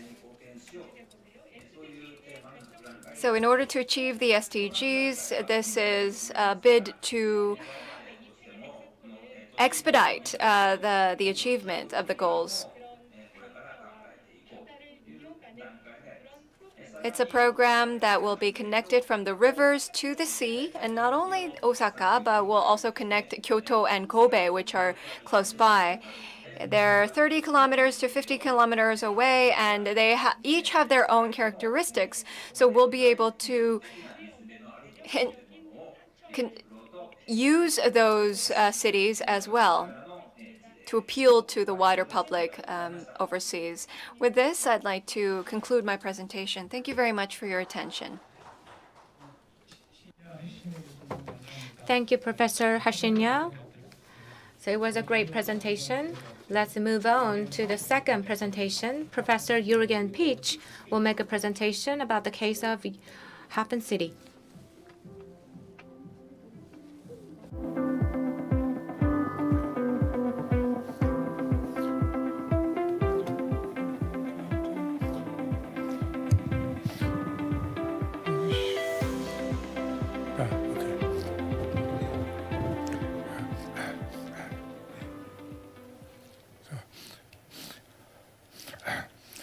안녕하세요.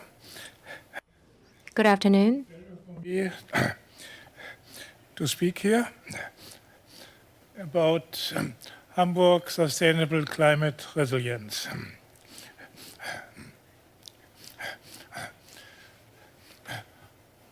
Hamburg urban development from flood protection to sustainable climate resilience.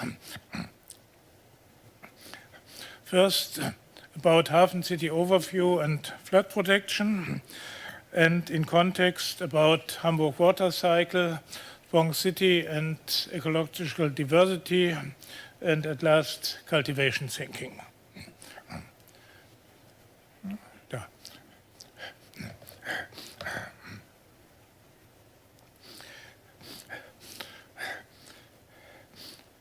Hamburg, situated where the river Elbe branches out, it has an amphibious urban landscape. Located on the water's edge and infiltrated by waterways. Hydraulic engineering has been the foundation of Hamburg's development and design, the very DNA of the city's planning. Yet Hamburg's amphibious character has been increasingly had to make way for a more land-based concept of city planning. Current initiatives are working to reinvent water as a flowing free space. This view is to the east of the harbor city with the highest building in Hamburg, but it's under construction.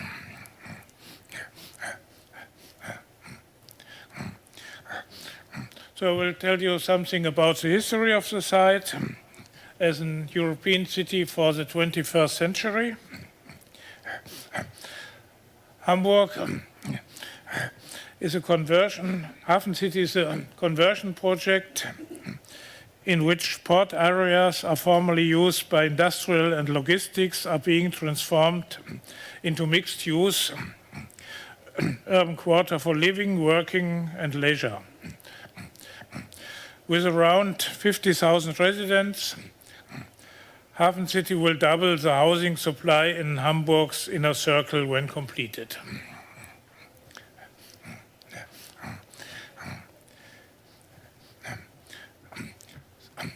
The master plan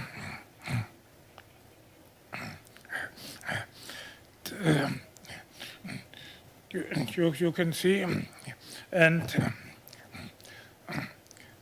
the development begins on the left side in the west and goes to the east.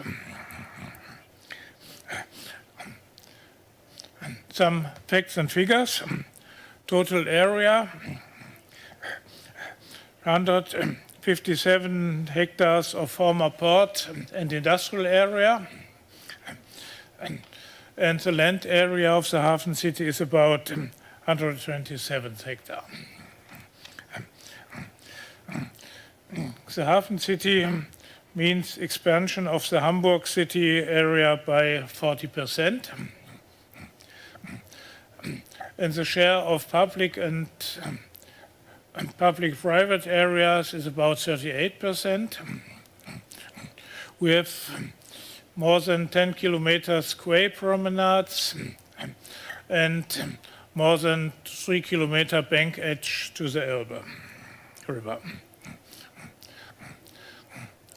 Around 70,500 apartments for around 50,000 residents, including 5,000 students. And the large building density and population density is about okay, thank you. Is about 118 people per hectare land area, and there are not only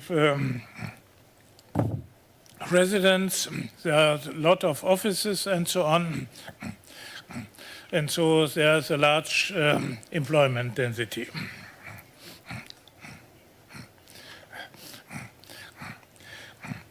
The Hafen City development process, following an intensive phase of several preliminary studies at the end of the 1990s, the master plan marks the first milestone in the urban planning of the Hafen City.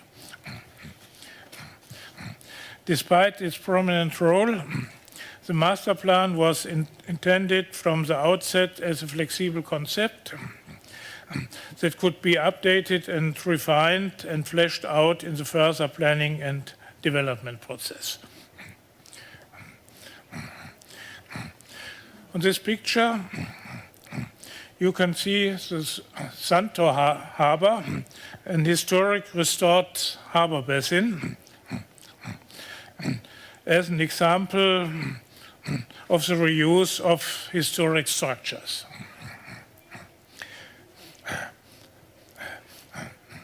In various areas, Hafen City is making big contributions to sustainability. It's not only urban development and infrastructure that contribute to the sustainability of Hafen City, but also each individual building, the financial amount of approximately 10 billion euro invested by developers alone, as opposed to approximately 3 billion euros spent by the public sector, demonstrates the crucial importance of the properties being built in terms of the ecological quality of the district, but also its social and cultural quality.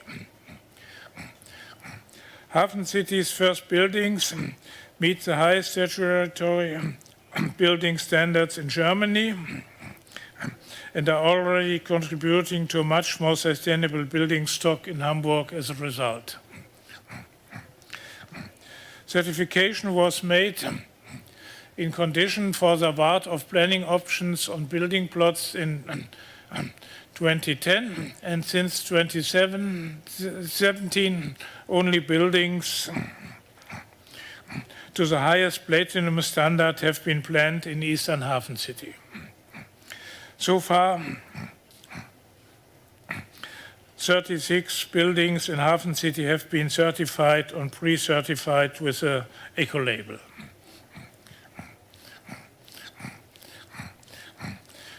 There's also a permanent improvement. In course of the 2010 revision of the master plan, this locational advantage was significantly better exploited by densifying the urban design and improvement the physical and social infrastructure. The fine-graining vertical and horizontal mix of uses not only creates a condition for social and cultural diversity and interaction, but also provides opportunities for economic and environmental synergies.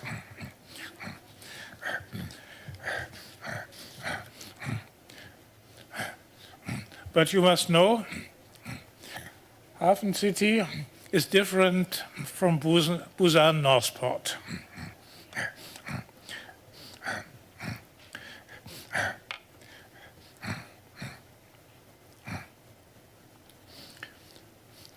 The tide makes the difference.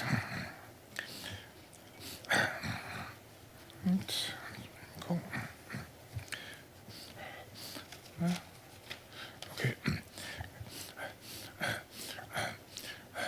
the mean tidal range, the average difference between the water levels is 36 meters. In addition, there are annual storm surges of up to 8 meters. So we need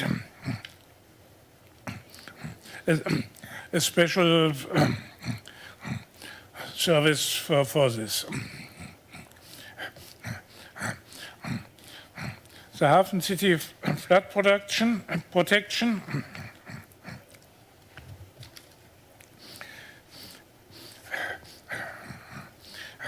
And here you can see an aerial view of the Hafen City and upside the older city of Hamburg. And in the left corner, you can see the so-called Elbphilharmonie, a cultural highlight of the Hafen City.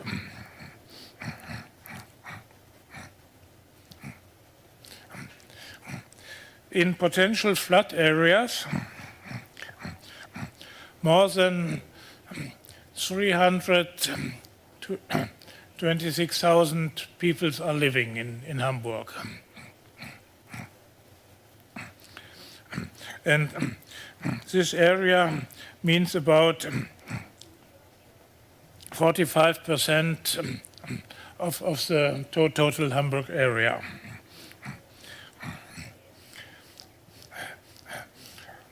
So in the Hafen City, there was a special concept for flood protection, so-called wafts.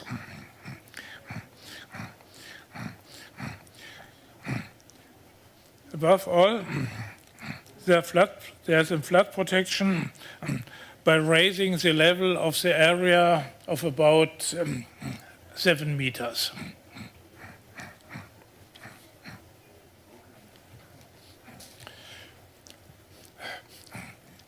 So you can see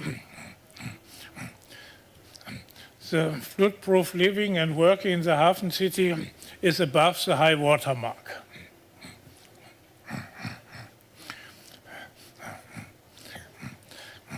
And in parts of the Hafen City, which are not, cannot be raised by the level, there are special flood protection gates at the lower entrances of the Hafen City.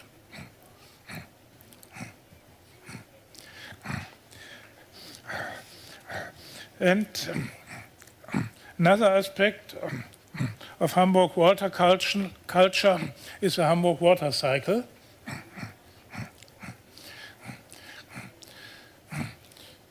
It integrates rainwater, grey water, and also black water system.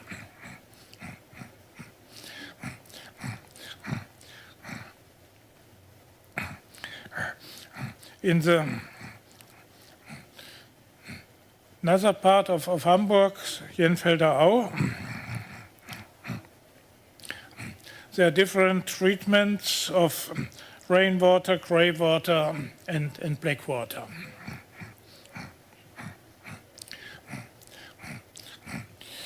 With different development stages, you can see on the time axis. There's a larger period of planning and implementation. It's a special German way.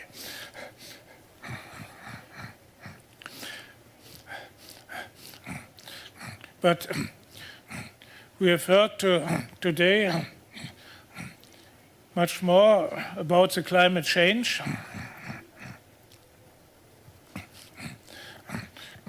And we have to deal with it.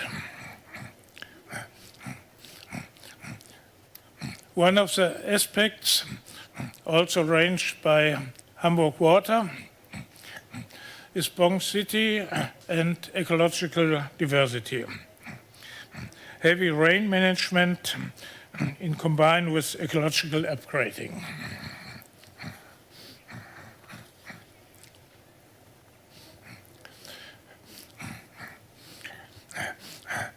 We have to combine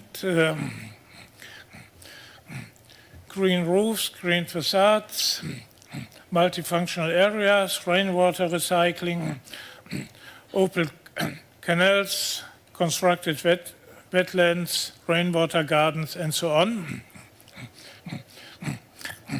Some aspects you have heard today before.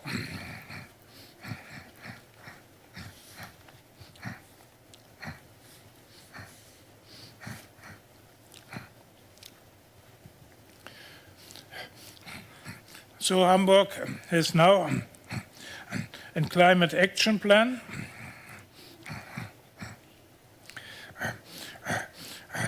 And such aspects flow into this climate action plan.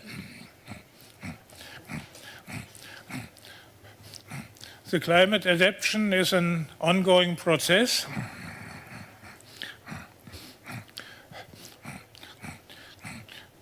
But for the climate change, we need a new planning culture.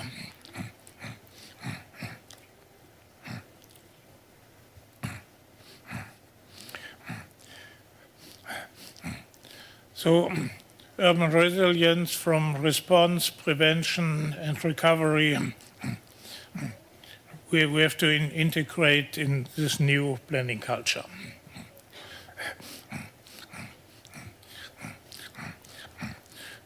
So we have a new concept called cultivation thinking. That means a new development methodology, identification of structures and processes in ecosystems, analyze relevant ecosystem connecting processes and their driving factors, qualitatively and quantitatively, and predict the efforts of interventions, energy, water, material balances, biodiversity patterns on ecosystems.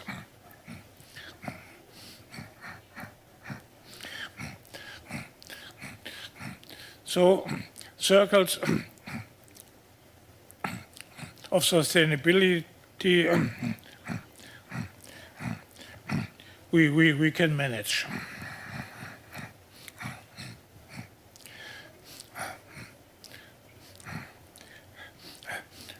With cultivation thinking, structures perception, action, learning, adaptation, motivating, attention and expectations of the future are ecosystem supported and networked.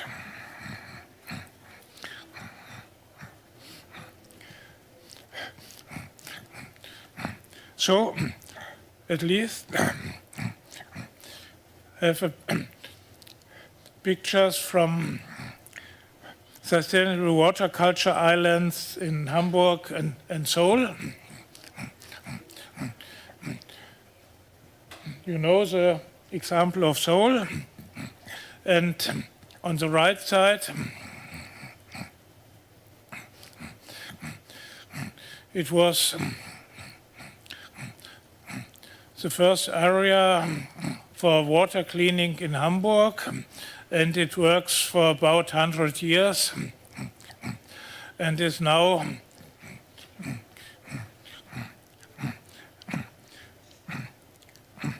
as well as example in Seoul, a recreational area. So I have to thank you for listening. 네, 감사합니다. Thank you very much, Professor Shinya Hashitime and Professor Jürgen Peach. Thank you very much for the impressive presentation. Well, I think that we are about 10 minutes behind compared to our agenda item. So first of all, I'd like to introduce our panelists.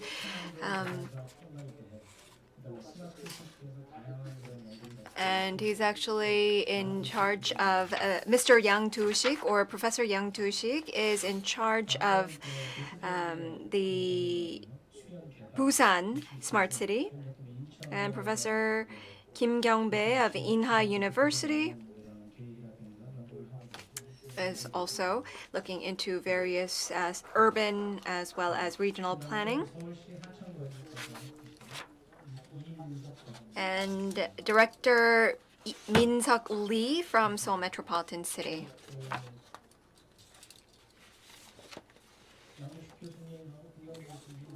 So let's have Professor Kim Kyung-bae and Professor Yang Du-sik go ahead first.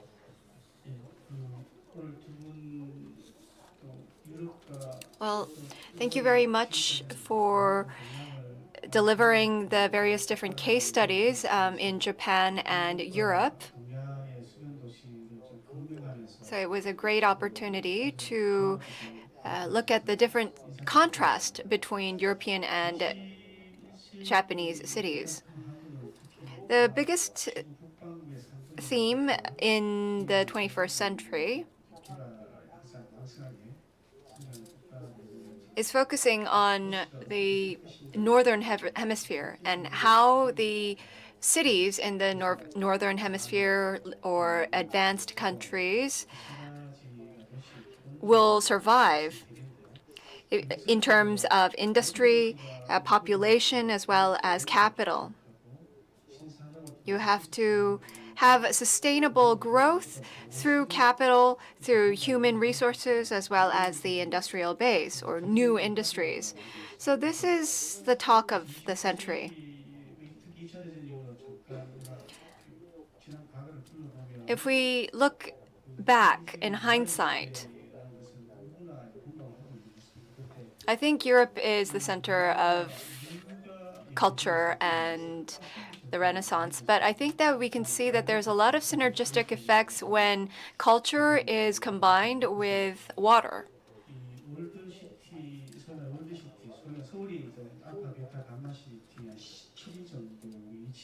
I think that Seoul is the 17th in terms of cities, along with Moscow.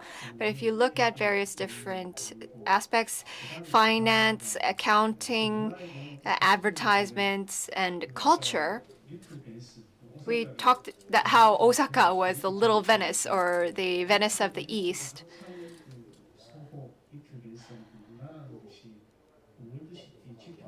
I think it's also an index for a world city. So I felt a lot of different elements from the Hafen City presentation as well as Osaka. If you look into the presentations, the waterfronts all try to attract people through stores, restaurants, and tourist attractions. I'm sure that the waterfronts will continue to be a very important place later on in the future. But in Japan,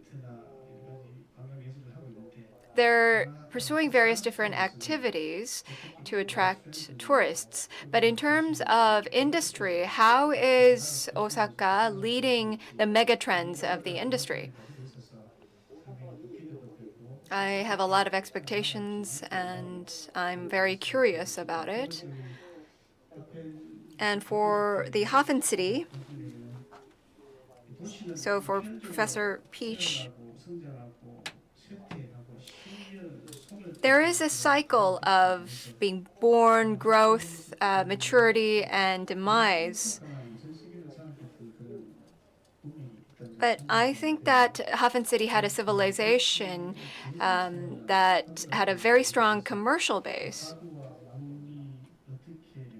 How does that connect with water, and how are you looking into various different ideas to rebrand Hafen City after the strong commercialization growth phase? So first, let's ask Professor Hashizume from Osaka. Yes, thank you very much for the question. After the Second World War, Osaka was quite vibrant in the electronic goods and household appliances industry. Before that, it was the textile industry that helped the city grow. It was based on manufacturing, and there were modernization efforts. Now, it's about how to go into the future, whether it's going to be life sciences or medical. There's a lot of movements to completely refurbish itself, and related to IT, I think that we need to revamp our industrial base. It's not just a manufacturing-based city, but we need new knowledge and a city that is based on that kind of new knowledge. These efforts are already ongoing. One of the indices is the 2025 World Expo that will be held in Osaka. We'll continue to transform lifestyles in the future, but as a stepping stone, we will use the expo to lead the other cities in the region and come up with a new direction for a new society and promote a new industry. I think that it will be a test bed for us. For example, we'll have drones fly over the rivers, and we'll have residential areas next to the waterfront. And also have transportation methods on the river as well, using boats. So making use of the river and streams and making use of the waterfronts, I think that that's our biggest goal and objective.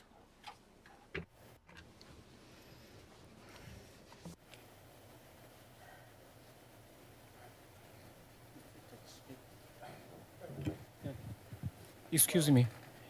You can use the mic, please. About commercialization. For example, in the Hafen City is company Kühne und Nagel, one of the largest logistic companies in the world, but also a lot of import traders, especially coffee. In the Hafen City is situated the world's largest coffee trading company. Not in the Hafen City, but nearby is a location of Airbus, the world's second largest plane production facility.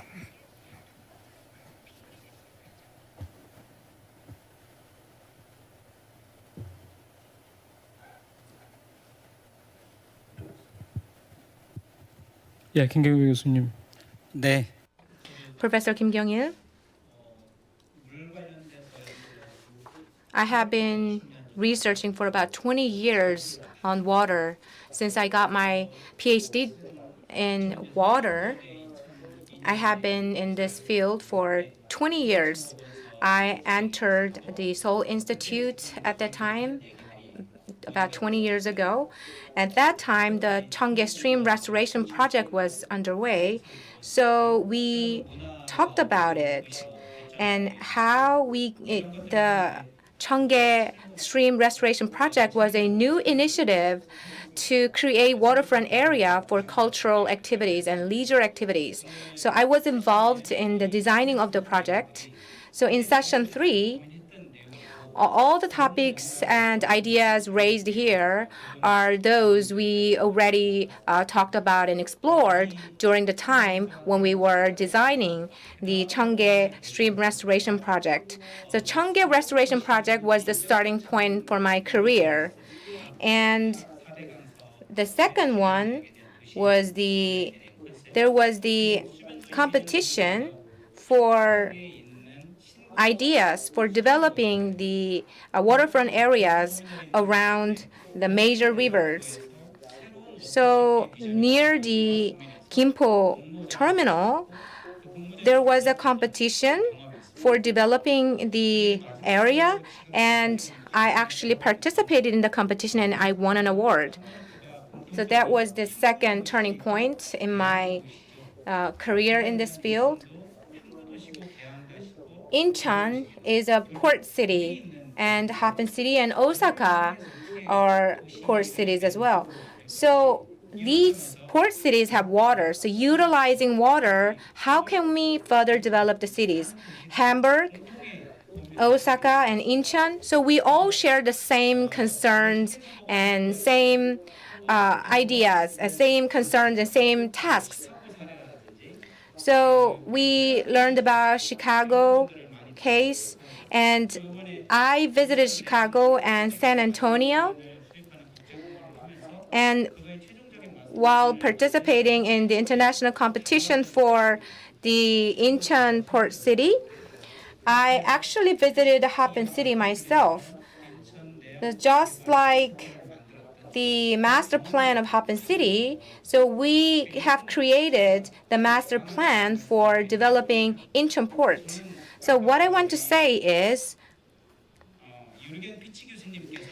as Professor Peach said, Happen City is different from Busan North Port.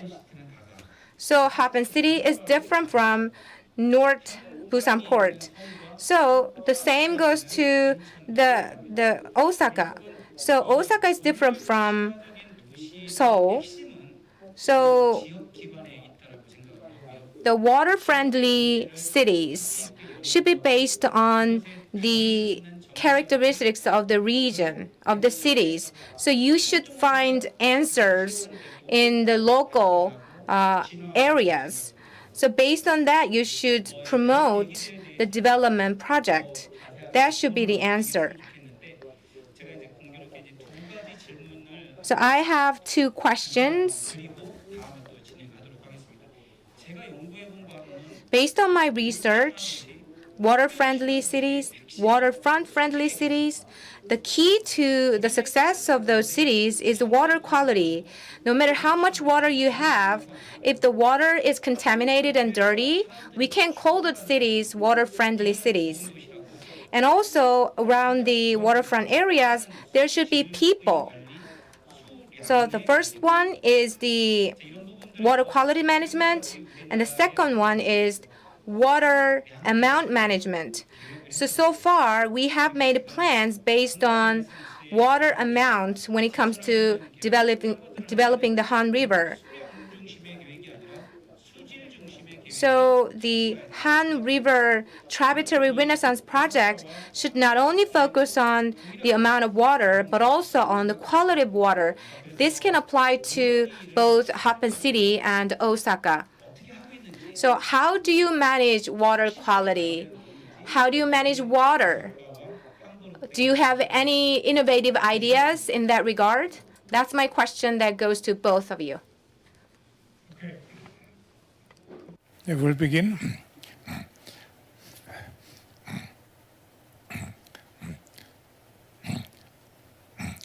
The River Elbe, you can, if it's summer and warm enough, go in the river and have a bath. It's good water quality, but 30 years ago, when we have two German states, the so-called DDR in former time, there was a very bad water quality. the most of the pollution comes from the east. And since we are united, the water quality grows up and so on. There are no problems with water quality in this area.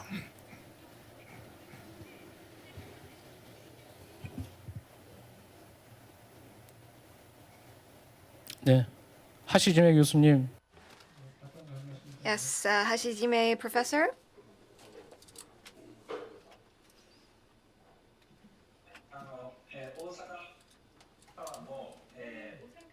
Yes, well, Osaka was a very clean city in which my grandfather said that he could actually swim in the rivers. But when I was a young boy, I could never swim in the rivers, and all of the fish were dead.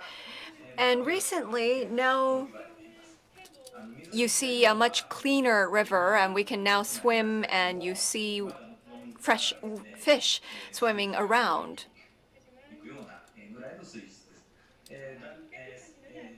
Nevertheless, it does not mean that it's completely clean. The river has been contaminated and polluted through industrialization, but we have been making efforts to clean up the river with the correct wastewater treatment and management. And Osaka is a place where you have freshwater as well as seawater combined together. So how to desalinate as well as clean up the water levels and purify the water is probably one of the common questions and challenges. But because of these challenges, there's an industry in order to address those challenges. Osaka has a vibrant industry that looks into the purification and refining of water. That's because they had a problem area of having to clean up their rivers. And so there's a lot of R&D with respect to this industry.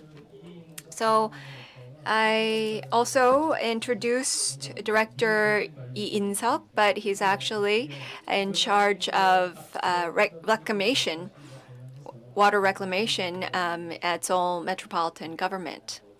So a comment, please. Yes, I am Lee In-seok from Seoul Metropolitan Government.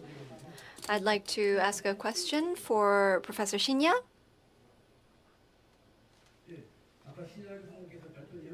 So in your presentation,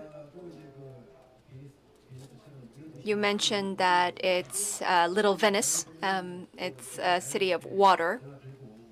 You have boats coming to and fro. And you're now looking into another renaissance of, in Korea with the Han River. But the ebb and flow is not so bad in Osaka, I don't think. And you also have the different streams, which have a low depth connecting with the main rivers. Did you have any difficulties in the refurbishment and the renaissance of, or the cleaning up of the project?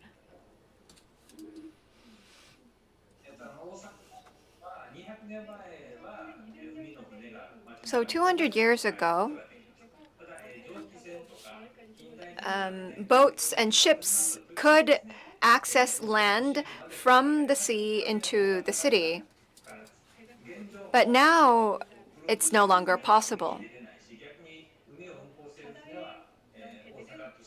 The ships in the sea cannot come into the river, and the boats on the river cannot go out to the sea.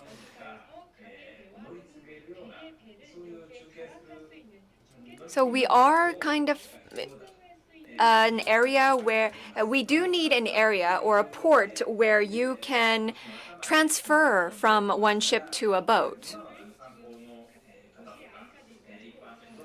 Before, we used to have logistics and transportation from the ocean to the land, but now it's actually all separated. So we're looking into various different methods of connecting the sea and the rivers. So we're thinking about maybe having a transport center for the boats on the river as well as the ships on the sea. Thank you. Well, I think that we're pressed on time. And we looked into Osaka and Hamburg. I'm sure that you still have a lot of things to discuss and to say. I'd like to ask Professor Yang. So you're looking into the US cases and, of course, Baltimore as well. But what are some areas or with respects that Seoul can promote itself? I actually had a question for Director Lee. I think that you kind of have to get a patent for your idea. But I personally thought about how to best utilize water in terms of the cultural aspects. I think that there's 4 criteria: the waterfront, water quality, and water circulation, water cycles, and water ecosystem. So without the cycle and circulation, it didn't work. So I worked at a public office for about 8 years, and I realized that I hit a wall and that it was very difficult. So I think that it's very encouraging to see cases of Osaka and Hamburg. I think that it's a very encouraging movement from Seoul City. But what will we achieve, or what will we get from recovering the streams? I think that there's a lot of technical issues that we need to overcome.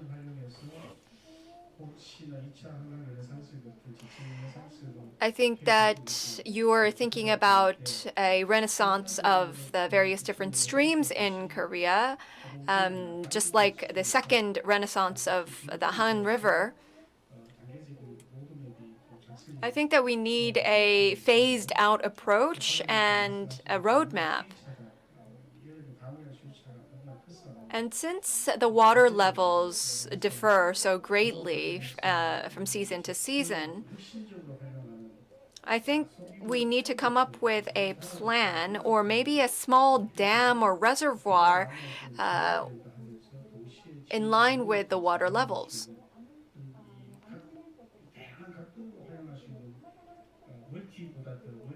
I think that we need to come up with something that's even more diverse than what we call a multi-usage.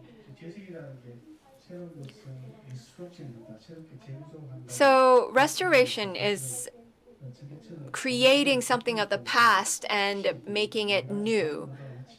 There's a lot of discussions about it, but I think that these projects have contributed to the flourishing tourism of Seoul. If Cheonggyecheon was successful in transforming the tourism of Seoul, I think for the Jicheon streams,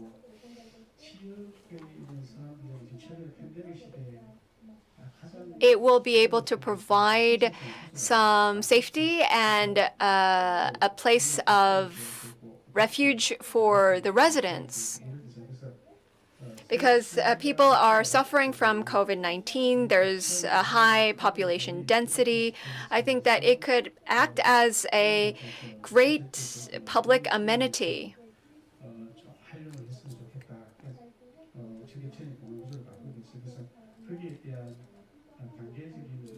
So I think that we need a phased roadmap. I hope that it's not just a silver bullet for everything.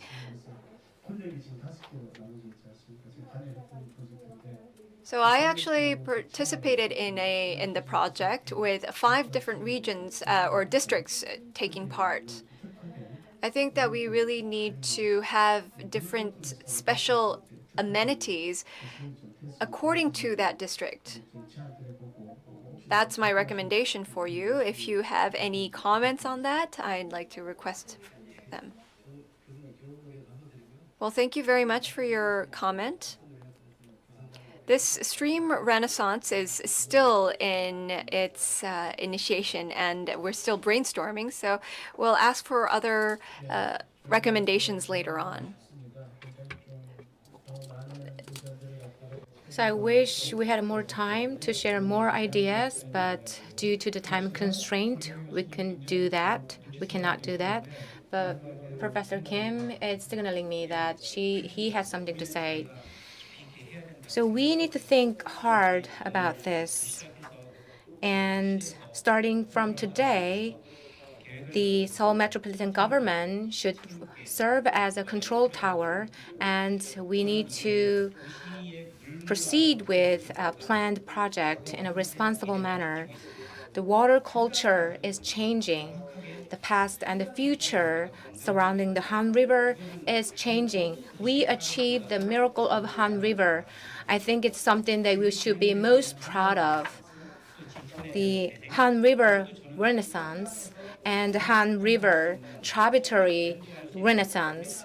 These projects are something that can create something that we can be proud of. In Korea, we have a geographical characteristics where we have a lot of heavy rains. So water-centered policies and initiatives are required. During the Cheonggye Stream Restoration Project, we couldn't think this way. Back then, we said water-centered city planning will be emerging. That there was a prediction like that, like Cheonggye Stream Restoration Project 0.2. So I'm sure that the future direction is the water-centered city development. So what we need to think about is who's going to pay for this and who's going to implement this. So we can gain lessons from other cities like Hafen City and Osaka, but the answer lies in this city, Seoul, with the participation of the public, private sectors. We should find solutions. So the Netherlands, New York, and many other water plants that are seen in the United States, in Europe, that should be something that we should benchmark on. So Han River Renaissance 0.2, based on water initiatives, can maximize the effects. So water plan has the same concept of urban development. But before, the urban development was focusing on population and industries. But now, the water plan is focused on water-based urban development. So thank you very much, Professor Peach and speaker from Osaka. And also, I'd like to thank the 3 panelists. Tomorrow, we are going to continue on with our discussions. So we have opportunities to have more discussions on the same topic tomorrow. Thank you very much. 이렇게 해서 마지막 세션까지 함께 하셨습니다. 자, 세션 3에서는요. 오사카와 함부르크가 대표로 참여를 해서 주변 정비 사업을 통한 도시 경쟁력의 제고 또 시민 문화 공간 조성 우수 사례들을 소개해 주셨는데요. 그리고 많은 분들이 또 적극적으로 참여를 해 주시고 또 패널분들의 양질의 토론을 통해서 이번 세션도 참 마무리가 잘 된 것 같습니다. So in session 3, speakers from Osaka and Hamburg introduced their best practices of waterfront development project that we have increased the competitiveness of the city and created cultural spaces for citizens. 자, 이렇게 해서 오늘의 마지막 세션까지 함께 하셨습니다. 긴 시간 동안 온라인, 온오프라인에서 참여해주신 모든 분들께 감사의 말씀을 드리겠습니다. 내일도 이제 데이 2로 많은 발표와 또 양질의 토론이 준비가 되어 있으니까요. 여러분 내일까지 많은 참여를 부탁드리겠습니다. So with that, session 3, the last session of the day has come to an end. I would like to sincerely thank all of our online and offline participants for staying with us until the end. 자, 오늘 1일차 컨퍼런스를 통해서 글로벌 물관리 우수도시의 경험을 중심으로 도시 물관리의 구체적인 사례와 성과 그리고 정책, 기술 방향에 대해서 토의를 해보는 시간을 가졌습니다.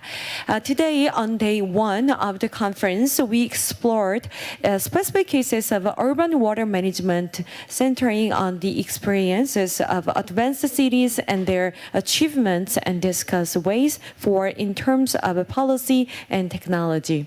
내일은 9시부터 도시 물 문제 해결, 사례, 성과, 적용 방안에 대해서 구체적인 전략을 중심으로 3개 세션과 또 9개 글로벌 물 분야 전문가들의 주제 발표가 진행이 되겠습니다. 내일도 많은 관심과 참여를 부탁드리겠습니다. Tomorrow we'll start at 9 and continuation of the conference to learn about cases of resolving water issues and specific strategies for employing the outcomes of success cases. 자, 그럼 내일 9시에 다시 찾아뵙도록 하겠습니다. 함께해 주신 여러분 고맙습니다. See you tomorrow at 9 a.m. Thank you.